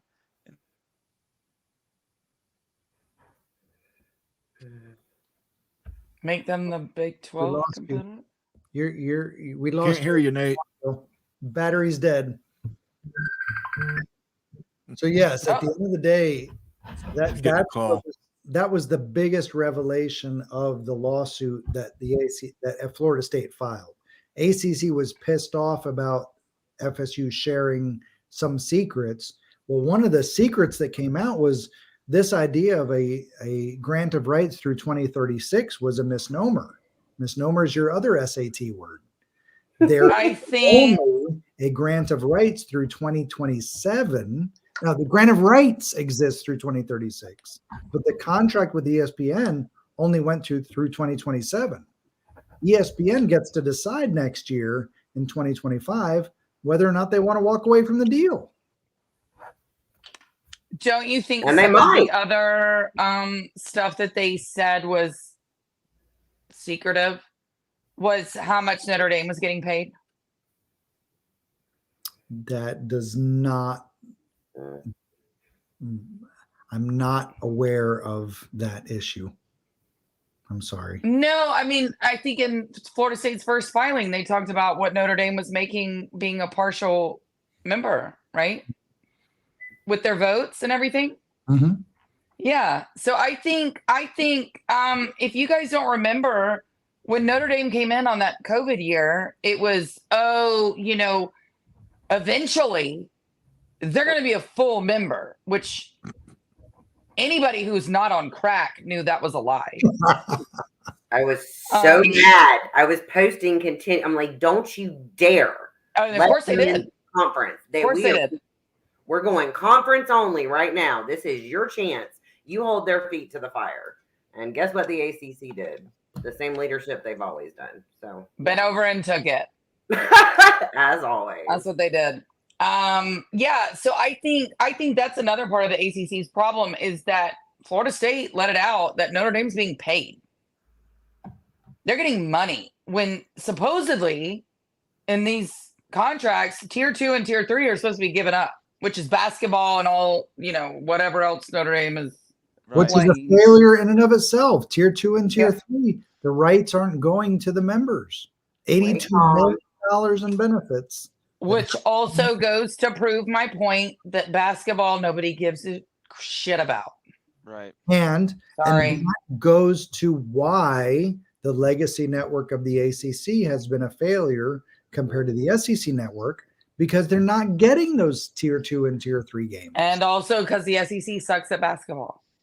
Well, I don't know. baseball, Every volleyball. once in a while, Alabama or Tennessee or No, it's not a basketball conference, Jen. One interesting thing in the complaint, though, with that is the whole subject about how the comparison that FSU does between the SEC network and that negotiation versus the ACC network and that, what they say, they dangled it in front of us. But it honestly takes kind of a more nice side to ESPN in the sense that ESPN wasn't able to complete this deal because of Raycom, because Raycom was a sub-license and had sold off parts to Fox. At the same time, the SEC was completely clear. They didn't have all that baggage. They didn't have Swafford doing deals for his son. So they were in the clear to do so. Which made it more valuable. Exactly. So, I mean, it was amazing to me. I was like, wow. Like the tier 2, tier 3 rates. That's why it triggered that thought. Sorry. I think go ahead, Jen. Oh no, I was just gonna say, like for the SEC, they have one basketball school, which is Kentucky. I know Tennessee's right now. Tennessee's never even made a Final Four. Like, we're not going down that road. I live here. I swear to God. I couldn't handle it if that happened. I wouldn't be able to function. Georgia had that one player that 1 year. Who? They get them. They do. Georgia had that one player that 1 year. Yeah. Anthony Kennedy, right? Anthony, yeah. Florida State was supposed to get him too. I get that. Look, basketball doesn't. Again, if basketball ever drove any money, Gonzaga would be in a conference. Kentucky would be somebody, a conference member people gave a crap about. Memphis would be in a conference. Let's go down. Connecticut would be in a bigger conference. Syracuse, we can go down the list of all these teams, but it doesn't matter. North Carolina would actually be relevant nationally. Well, not in basketball or football right now, but you know what I mean? It's so weird to me that people don't get that football is what drives everything. Football is what drives the money. Football is what drives the markets to want to look at them. Football is what drives the sports networks to want them. Anybody saying, oh, well, basketball, nobody cares. I care. I love basketball. I watch it all the time. I'm just saying networks don't care because it doesn't drive them money. Doug? Florida State has averaged 3 to 3.5 million viewers for their games. Mm-hmm. In football or basketball? In football. Okay. NFL on Peacock, a streaming service you had to subscribe to. Right. Just got 30 million viewers. Yes. Yep. And where is basketball in this? It's Nowhere. we did the math. 1 million? Comparatively, it's a fourth. So for Exactly. Florida State, if it's 3 million for your average, right? We're just averaging. If it's 3 million people watching your average football game for Florida State, it's going to be a quarter of that is contributing for basketball. Yeah. Let's get to March Madness. March Madness might not draw 3.5 million. Right. Yeah. For their games. Ute has the comparative study on all the basketball. Where is he? I wanted to be on. Well, he's a Tuesday and Friday night guy. Yeah. So we can do special shows and ask him to come on every once in a while, but those are his two cornerstones. So just come on Friday and you can talk to him then. So I know, but I have my own. Just compare NFL to college football to basketball. Right. And at the end of the day, there are 64 teams that generate a measurable viewership into whether or not they're going to pursue a serious TV contract. Let's really quick divert to the Big 12 for a moment. Sergeant Pickles, one of our members, says Yormark is doing his job well. He knows the Big 12 is a secondary option, but he's created an easy transition and security for any school interested. Yeah. We're talking about when the ACC eventually goes bye-bye. Does anybody disagree with that? Do you want to add any comments to that? I think it was really spot on. Spot on. I don't disagree. I'm just wondering, would the Big 12 and ACC just merge? No. Okay. Because the schools that we talked about earlier, the Syracuse is on the bubble. Wake Forest probably isn't even on the bubble. Georgia Tech, depending if the Big Ten takes them, Boston College. They don't drive the numbers. Their average viewership, and we're going through these, by the way, in special shows. Their average viewership is like less than 500,000 people watching them. Are you saying the fastest growing college football fan base in the country is not driving numbers? I'm sorry. I thought, wait, you guys tell me, because I was told by Jim Phillips and the ACC that Wake Forest was the fastest, largest growing fan base in the country. I'm surprised they are not moving numbers. Are you sure about that? Are you sure? They have gone from 1.1% of viewership to 1.3% of viewership. Yeah, wow. It's not good. So the answer to your question directly, no. The ACC, the Big 12 has no incentive to pick up those schools that aren't bringing numbers with them. No.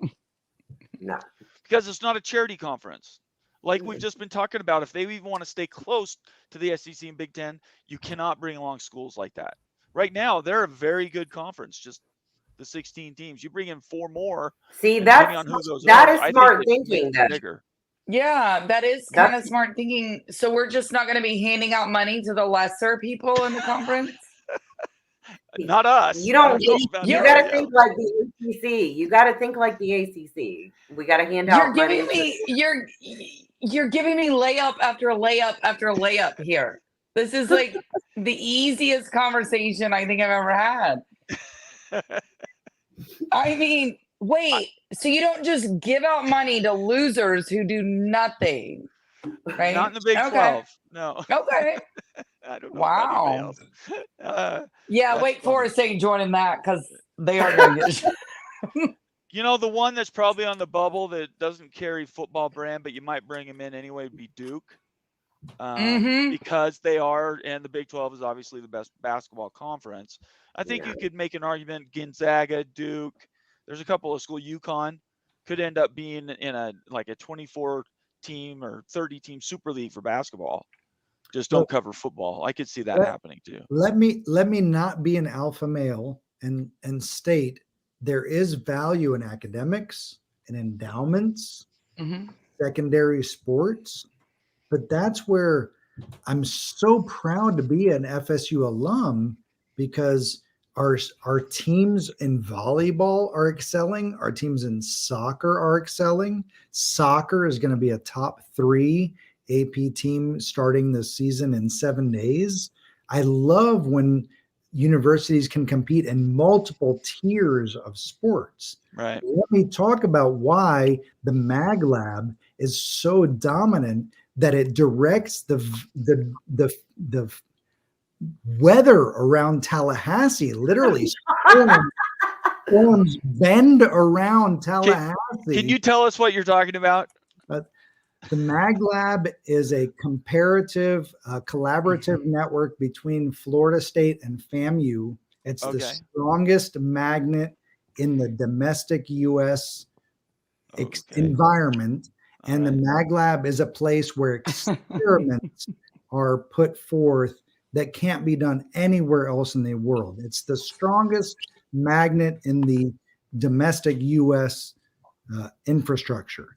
But because of the Mag Lab's presence, there is a what's it called? A myth. A myth. A myth.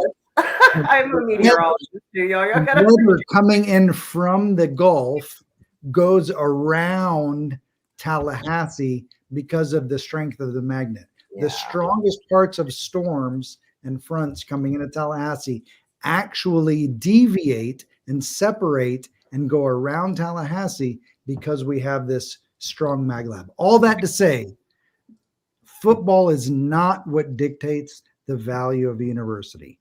Football in and of itself, as entertaining as it is and as much dollars as it produces, is not what determines the value of a university. And I apologize that this is my fourth now. It's okay. I'm slurring. It's been very entertaining, Doug. You're doing great.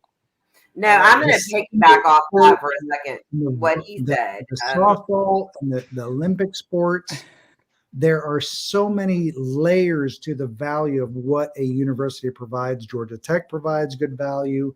Vanderbilt provides good value in the ways they can. But you have to view that in the context of football and what football provides in terms of value to the university. Go ahead, Daniel.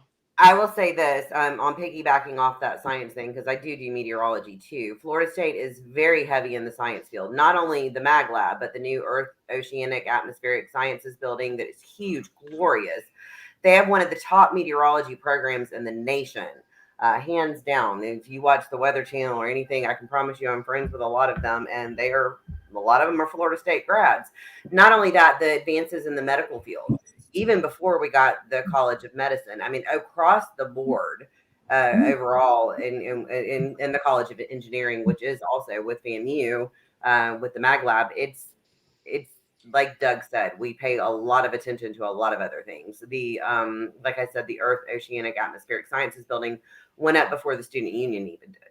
So yeah, we're very focused on that. And we're not devaluing education or any of those things. All we're saying is what we're talking about right now is competitive football for the most part, basketball a little bit, and all those things are great for universities, but they don't win you football games. Yeah, and here's a fun fact: every area in the country, we call them regions, have a National Weather Service office employed by the government. Florida State holds National Weather Service Tallahassee. They moved out there right off the Love Building, right off of West Tennessee Street, and they are there, and they are the ones that warn Southeast Alabama, South Georgia, the Florida Panhandle, and the Florida Big Bend. I mean, you have a lot of scientists out there at that campus, and I think Florida State has made a push for that, and lately even more so, which tells me Big Ten. Jen, you want to add anything to that before I get on the next question? No, I think that's 100%. I think I'm with you. I think football and I think academics. And when you put the 2 and 2 together, there you go. She's a big fan of Drunk Doug. Moen, do you want to add anything to that?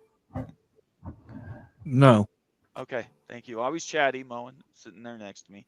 Daniel Gygax asked a question, or if if FSU wins and voids the ACC gore, would other conferences have the same gore issue? That I know we talked to Bob Thompson about that, and he told us that the ACC just copied the Big 12's contract in 2016, took the rider that had been attached then, and started working, assuming they're basically the same contract. So he told us at that time, maybe it's changed, he told us that the gores on their own each has their own precedence. Their own arena to talk about, and so you can't really talk about one affecting another. But certainly, people could take a chance at that, right?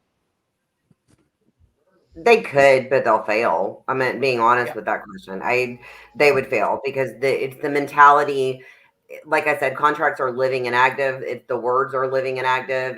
You have to have a meeting of the mind. So we have to examine specific parties and what was their mindset going into this. What did they represent to the other party to induce them? That's something you'll see over and over in the Florida State complaint, to induce them to sign something. If it doesn't match, if it's not beneficial to either side, or if I left something up to you in that contract that's a fiduciary duty that you failed me on, then those are violations. I can't say, especially with the ACC baggage, with Raycom, with everything. Like I said, the SEC network was able to establish. The ACC network was not, in part because of Raycom. It's a completely different story because you have to look at the background and what was really going on between the parties. Jen, you want to add anything to that?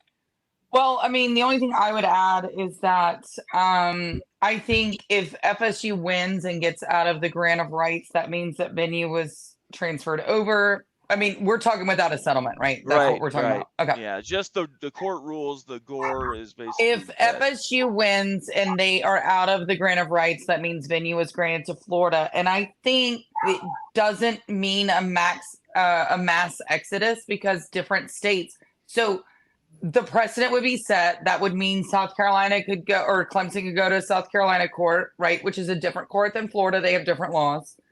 And Miami, it could mean an exodus for Miami. Who wants Miami? I don't know. I'm not in that room.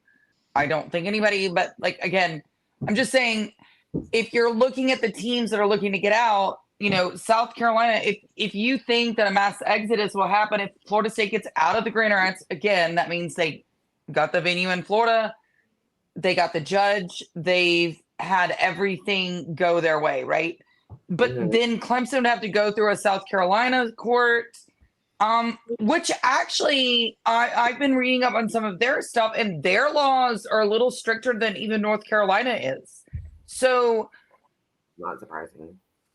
Yeah, I don't know that it would be as easy. I mean, not easy. I mean, as beneficial for them to have done this first. I think Florida State was the perfect team or school to do this first because of the sunshine laws and everything that they've got in Florida, right?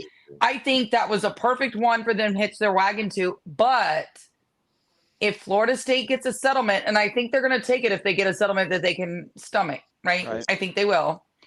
Then Clemson might be sitting there swallowing a frog, and you'll have Miami looking, hey guys, you want to bring me along? Because Clemson's going to have some problems. That's what I'm saying. Right. Doug, what do you think about that? Look, I think at the end of the day, Jen is accurate. I don't really have much more to add to that. Okay, that's fine. No problem. Do you guys agree with this one from Summit Hawk? If it's under $100 million, a mass exodus will happen. Yes. Everybody agree with that? Yes. That's exactly why they're fighting right now. Like they are. Yeah. And we're having to get dirty. So if it's under $100 million, I think that tells other teams that grant of rights is penetrable. That's what I think it says. I think it tells those teams they need to take that to court and fight it because those teams can't afford it any other way. Well, but they have to have a landing spot though. You can't. I mean, they could challenge it all they want, but if the Big Ten or the SEC hasn't tipped their hat and said, "Yeah, we'll bring you on if you get out," or could it be the Big 12? To do that? Could the Big 12 incent them to do it? It's possible. I mean, that's Doug, what I'm saying. We're not gonna know. We're not gonna know that. Yeah, that's okay. You're getting into that tortious interference word again on that. So we're all like, we're not worried about landing spots right now. Not for Florida State. I'm talking about any of these other schools. No, that's what I'm saying. Because I even had Boston College fans bring that up with the allegations FSU filed in the complaint. Right. They're saying FSU alleged the invitation date wrong. We have to go by the date that they actually accepted, because otherwise we are admitting that the ACC got involved in a tortious interference with the Big East. That was the Big East deal to take up with them. That isn't on us. We're going to go by the day you joined. I love these people. They were hilarious last night. I just had to throw that out there. I can't wait to be out at this conference. So. Doug, did you want to add to that? No, sir. Yeah, get me out. Summit Hawks, thanks for the question, Summit Hawk. Appreciate it. Here's another one from Grillmaster, who's a member. It says there are some unique aspects to this GOR, meaning the ACC GOR. The specific way FSU is attacking the ACC GOR centers around the ESPN contract, along with the unilateral deadline extension for the 2027 option. We talked earlier about how all of those things sort of mesh together in the list. How high on the priority list is this one, Doug? So I want to be very clear on this issue. The grant of rights is FSU signing a contract with the ACC. The ACC agreement for the grant of rights is through 2036. FSU has to give every dollar they earn from home football games to the ACC through 2036. The revelation was that the contract with ESPN was only through 2027, right, which means ESPN can walk away from this deal, which they very likely will. Of course they will. 2026. So the value of the grant of rights is what's now in question, not the grant of rights itself. The grant of rights itself is valuable and is through 2036. If FSU leaves and goes to the Big Ten and gets paid $80 million a year, $80 million a year of FSU's proceeds through 2036 go to the ACC. The grant of rights is in and of itself what they have talked about as being ironclad. Right. The question is the basis for the grant of rights solid? Is the basis for the relationship between FSU and the ACC sufficient to enforce the grant of rights? That's what's in question in this litigation. So yes, worst case scenario, FSU is stuck in the ACC. Second worst case scenario, FSU says, screw it. We're going to the Big Ten where we're going to get paid $80 million. That money still goes to the ACC. That's why an agreement, a compromise, is the most likely scenario, because paying the ACC $150 million or $170 million gets us out from under the grant of rights. That's what's happening in this litigation. Danielle, you want to add anything to that? It's the same premise. We just want out. I mean, Maryland battled back. I mean, they did the severe withdrawal penalty, with Maryland. What was their fee to get out? What was the final number, Doug? Do you know? I know 30 or 40 million, wasn't it? So yeah, I thought it was like 40 to 50. Something. It wasn't 170. 1.25 times the operating cost of the ACC at the time. I think that was $12 million at the time. So it's 1.25 times percent, $12 million. Okay. And them panicking over Maryland doing it anyway, and then punishing us with the GOR after they had done, self-dealing deals with Raycom and stuff they didn't want us to find out about. And then they wanted to lock us in. That's what Florida State keeps referring to. It was just a lock you in deal. You can't, there's no way. That's what I'm saying. I mean, it could get to the point, if it got ugly enough, it could get to the point where it's less than people think. That's a speculation, though. I'm with y'all, though. 100 and 200 million bottom line. We ain't paying no GOR fee. That's over. Jen? I agree. I don't think they pay anything on the GOR. And I don't either. I think the GOR is in definitely silence. And if they go to court, they're going to lose. Yes. And I think they can't afford to do that. You guys have said that over and over. We're agreeing with you. I think it's just really important people know that some of this stuff has to go through process, though. They're not going to just say, okay, write us a check for $400 million, you're out. It's going to be, because I'm telling you, the dirty laundry thing was real at the Pac-12. We tracked that for a year and a half, and they were deathly afraid that all their communications came out. We only saw the communications at the University of Washington. Can you imagine what the communications were going to be at Cal, who's flailing around trying to get into the Big Ten, or Oregon State, who's just flipping out because they're supposedly going to get left behind? Utah, who seem to be the ringleader of the guys fighting against it. It just nobody wants that. It's bad press. Can you imagine what's his name at the college football committee? Boogie or Booger or something. Oh, What Booger his McFarland? what Yeah. no, not Booger McFarland is invited to the barbecue. Right. What's his name? What's his Boo name? Corrigan. Boo Corrigan. Can you imagine that dude's text messages that he'd have to turn over, his emails? Somebody named Boo has probably, a pool person. I'm not saying male or female. I don't know. I'm going to guess, but I'm not going to say. That, may or may not be of age that, works for him. And I'm just saying those text messages can come out in Discovery. And we don't want it to. They don't want it. Rich people have some weird, freaky shit going on. It's weird. It's weird. And you know how this stuff goes. Like, you're going to find out about affairs. You're going to find out about, you know what I mean? Like, I do. I laugh because it's true. It is. Oh my gosh. That's Let me go. before I get to this super chat. Before I get to the super chat, were you gonna say something, Danielle? Go ahead. No, I'm just saying, just what she said. Just get us to depositions, please. Okay. I know you guys tear into those things. The minute those things are posted, Mitt Winter grabs them, and you guys are diving in on them like they're piranhas. It's crazy how you guys tear through that information when it comes out. Really quick, and before he's I get to amazing. He at Mitt is a stud. I got to get him on. Oh my God.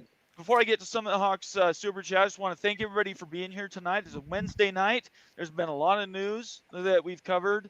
Feel free to go back and watch the show. And we appreciate everybody being here. Make sure you follow us all on Twitter and then turn on your notifications. And lastly, subscribe to the channel and give us a thumbs up. This super chat from Summit Hawk 499, who's also a member, by the way. Thank you, Summit. It says, I'd like to see North Carolina go to the big and all hell breaks loose. What do you guys think about that? I agree. Do you think North Carolina going is not Florida State leaving, but it's North Carolina leaving that breaks the ACC? No, I think Florida State leaving breaks the ACC. Okay. I don't. There's no football value in the ACC if Florida State's gone. I'm sorry, I don't. You can talk to me about market values. You can talk to me about all these other things. But if nobody's watching, right, doesn't matter. That's true. It doesn't matter. Right. And nobody watches North Carolina as is. North Carolina, again, please don't make me get one of my rants, but I'm going to do it anyway.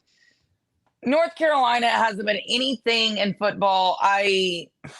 Someone look it up on the Google. It's free. I know. When was our last national championship? North Carolina in basketball, I think it was maybe. No. In football. I can't recall. Okay. Again, when was their last ACC championship in football? Let's check that out. I don't know. I don't think I know that. 1986. Let me check. A 19. Wow. You got Sam Howell and Mac Brown. Oh, but the first version, right, of Mac Brown. It was the first, or was it the second version of Mac Brown? We don't know, and I'm pretty sure Mac Brown is a Florida State plant anyway. Yeah, I can't. I'm not even going in on that because that fool could be ranked number 2 in the country finally, and he plays Florida State. And he's like, yeah, there's a few. We're gonna lose. No big deal. I love him. Love you, Mac. Continue doing what you're doing. You keep ruining quarterbacks. You're as bad as Mario Cristobal. It's cool. I love it. God, I knew that comparison was coming.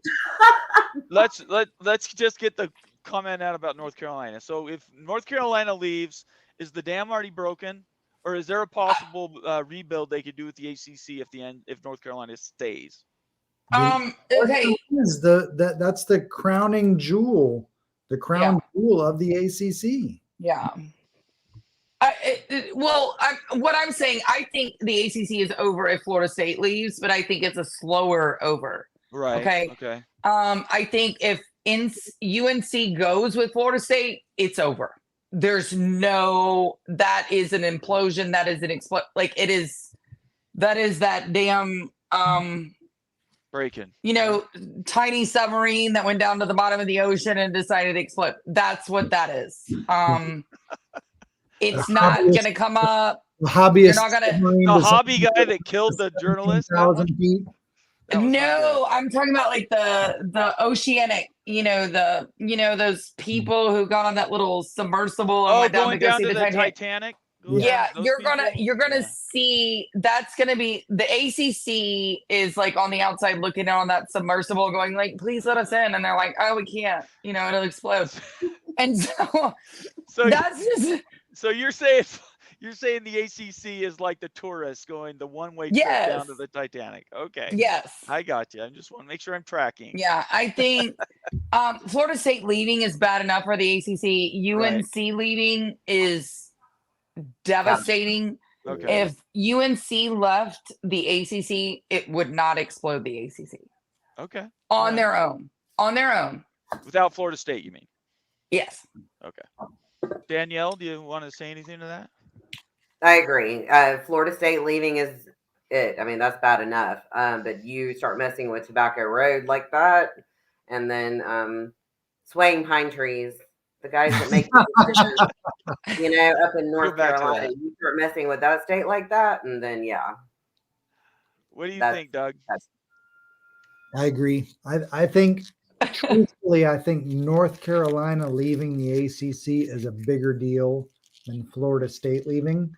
Financially, Florida State is a huge loss. Right. From a revenue standpoint, Florida State is a huge loss.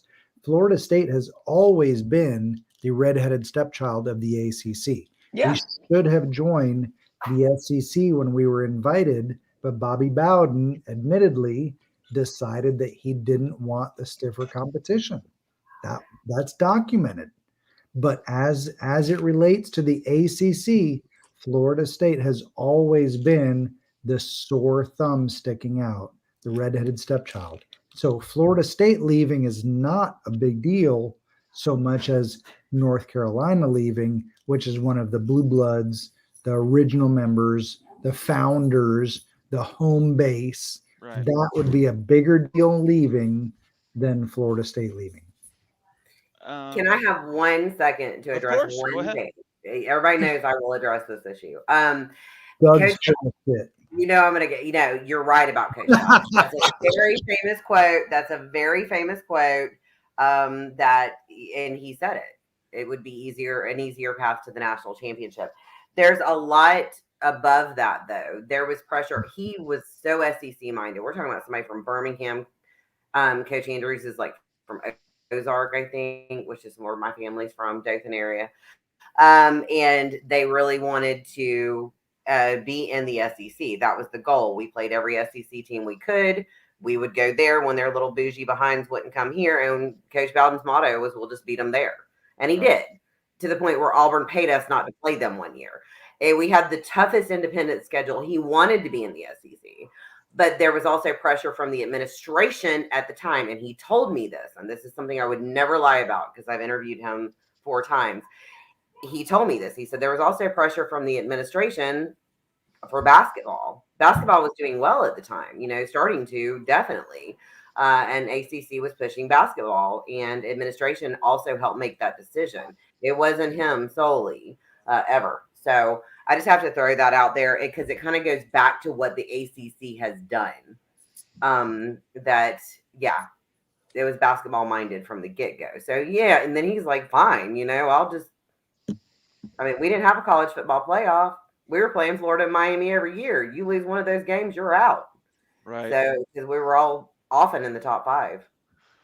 Let's get to one more super. Sorry, go ahead, Danielle. I'll let you finish. No, I'm sorry. I always go. They know me. Fine. I always go on that rant. No. I want you guys to do that. That's why you're here.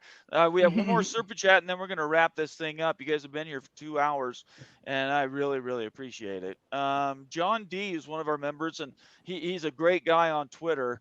If you guys had a chance to talk with him on Twitter, he's really engaging, very thoughtful. He says another FSU Board of Trustees meeting Thursday a.m. Did you guys know about that? And do you guys know what they might be talking about? Is there an agenda posted? You know what? I have not seen that yet, but I did see his comment and I was trying to look it up. Okay. I do not know what the minutes Agenda. would be, and we Right. probably won't know maybe until 9 tonight, which is in 1 minute my time. Okay. Okay. So I mean, Danielle, you can tell me. I think they usually post it at 9. Is that correct? Yeah, usually around that time. Yeah. Because today, wait, hold on. Goodness gracious, y'all, I apologize. Jen, it's 10 o'clock. Yeah. Well, okay. for me, it's 9. Yeah, so control. I would expect any agenda for the Board of Trustees for the foreseeable future to be just 2 middle fingers. Okay. I like that. That works for me. I'm all right with that. That's what we've been doing since August of last year, so we're just going to continue. You're not the only ones, Danielle. I want to get to one more comment here. Nathan Campbell, who's one of our members, says, Nate, he's talking about me. Greg says FSU and Miami has Fox in their corner, and Ohio State, Penn State, and Michigan presidents in their corner. So Miami is the school that I know Greg's been saying that for a very long time. Thanks for the reminder, Nathan. I haven't forgotten that. It's just nice to have reminders every once in a while. Really quick, just wrap up on Miami. Are they more likely, or is Clemson more likely? Doug? I'd say Clemson. I'm with her. Clemson? You guys are all Clemson? Yeah. Miami 10 years from now is going to decide whether or not they want to continue in Division I football. Yeah. Oh, wow. Okay, and that's because of the stadium issue?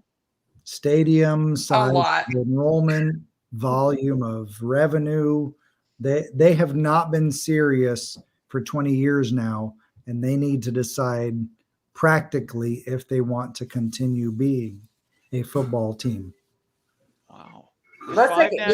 Yeah, that makes sense because, like, what we talked about, NCAA to the ACC down to Miami. Crazy. You either get in or you get out. This is over. Like, there's no more of this stuff, So absolutely it's all the same to me. I agree. Jen, did you want anything to that? Oh, do you want me to? Go ahead. Yeah.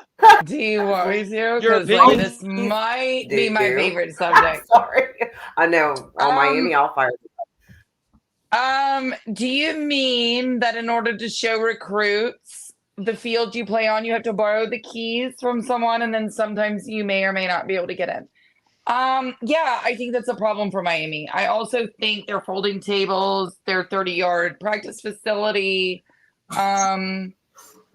Let's see. You have to give out BOGOTs to get people to come to games. We're not talking BOGOs. We're talking BOGOTs. You have to go buy 2, get 1 free, or buy 1, get 2 free. Which one did they do? Buy 1, get 2 free. Buy 1, get 2 free. Get 2 free. And by the way, nobody was at that game. There was more recruits at that game, and they were herded in like a bunch of cattle. Okay, herded in like a bunch of cattle. They lost the game because it's Miami. Didn't take a knee. That was the knee game. Okay. No, that was Georgia Tech when they decided to, put on look like they went to go trick or treating. They were wearing highlights. I don't know, glow in the dark uniforms. It's very embarrassing. Nobody has to do that other than Miami. You don't. You guys are very critical of Miami. You have no other. Okay, well, I'm sorry, but what team has to play in a stadium with their rival's name on it? I'm not defending anybody. I'm just that I'm they rent. Literally says Seminole. Stadium says Seminole, and they rent it. They rent it. They rent it. They go to the stadium. They get on a bus and they drive 45 minutes over, and then they get off the bus where it says Seminole Hard Rock Stadium. And they're playing the war chant and stuff because you have to at Seminole Hard Rock Stadium. And these players go in and there's like 10 people in the stands. It's very embarrassing. I agree. Miami should just give up football. All right. There we go. Thank you, Jen. I appreciate that. All right. Let's wrap this up. Everybody's got things to do and we want to move on. We thank everybody for being here tonight. Make sure you subscribe. Follow us all on Twitter. And engage with us. This meeting right here, evidently, John did another post. He said it was a 2-day meeting starting today, ending tomorrow, and the stream is tomorrow. So I don't know. Maybe you guys might look into that. I didn't know about it. I'm just taking his notes and passing them on. Let's But go. I think I'm gonna do Miami, it. personally, I think Miami's desperate, absolutely What? desperate, like Stanford was to get out of the Pac-12, and that's why I think I think it's all a PR stunt, leaking stories to Greg Flugar and other people trying to influence people to make the decisions. I think Miami's in real trouble. Mm, Yeah. Agreed. That's my opinion. It's not very educated, but that's what. what? All I'm right. Well, sorry. go ahead. That's weird because all those fans in the stands tell me a different story. Like, that is a really popular school to go Okay. watch them win championships and do all these fun things. They're back. They're back. Sergeant Pickles sneaks in another super chat saying, "See you in Tallahassee, go Dogs." He's a UW fan. 63-3, baby. 63-3. All right, so Jen, let's start he's with a you. Washington man. Jen, let's go around the horn. Tell everybody where to find you and what you do. You can find me on Twitter. You can find me at Jen Santy 1890, on Twitter, or you can find me at the Renegade Report. We record Tuesdays, Fridays, and Sundays.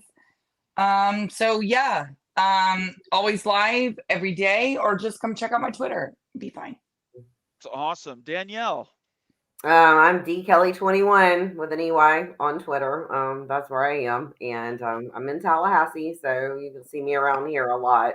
And I'm on Wave 94 and Real Talk 93.3 with weather and other stuff at times. So You're the one that's out in front for everybody. You're on TV and radio. We're not. Well, y'all put me on TV. Otherwise, it's radio. Well, we're trying. We do our best. Like, I don't have to do my hair and makeup for radio. You know what I'm Lord saying? Jesus. I understand. Me and Jen could have a whole lecture on what we do. Y'all don't know how hard this is for us. Like, one night, I swear to God, Daniel, they were like, "Well, you've got to get on." I was like, "Or we want you to come on." I said, "Well, I've already taken my makeup off. You don't need makeup." Well, that's the F I don't. I don't care. The F I don't. Look, the one time I come on here without makeup, the comments under here will be like, "Whoa, she looks like she's so tight." It's terrible. It really, they get bad. Yeah, no, I'm with you. All right. Doug, why don't you wrap this up for us? I'm out of Atlanta, Georgia, and would be happy to help any of your Georgia viewers that need assistance with any arrest or any accident where they've sustained an injury. 10 years with my own firm, 25 years as an attorney in Georgia, but 7 years as a Seminole with marching chiefs and undergrad. And I married another marching chief, so we have a bunch of Chiefs babies, and we go back to all of the games as season ticket holders and Bowden Society members and Battle's End members. We're here to always support Florida State. We bleed garnet and gold. So I love getting involved in the litigation issues and explaining them to your viewers. So anytime that anybody has any question, feel free to reach out to us on Twitter, Rohan Law PC, and we'll be happy to see you on social media. Fantastic. Moen, you want to say anything else on top of that? Moen After Dark Sundays with Immaculate here on the Big 12 Mafia Network.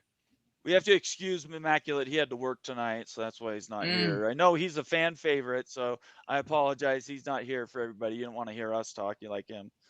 Anyway, I want to thank everybody for watching. Thanks again for being here. Make sure you subscribe. Give us a thumbs up. Leave us a comment or question. And, help us make this thing bigger. If I could ask you three to stick around after we shut it down, I just want to ask you a question once we're done. Is that cool with you guys? Sure. Awesome. Okay, well, I'm going to close this out. Everybody have a great night. Stay out of trouble, and we will see you on Friday night. Peace out.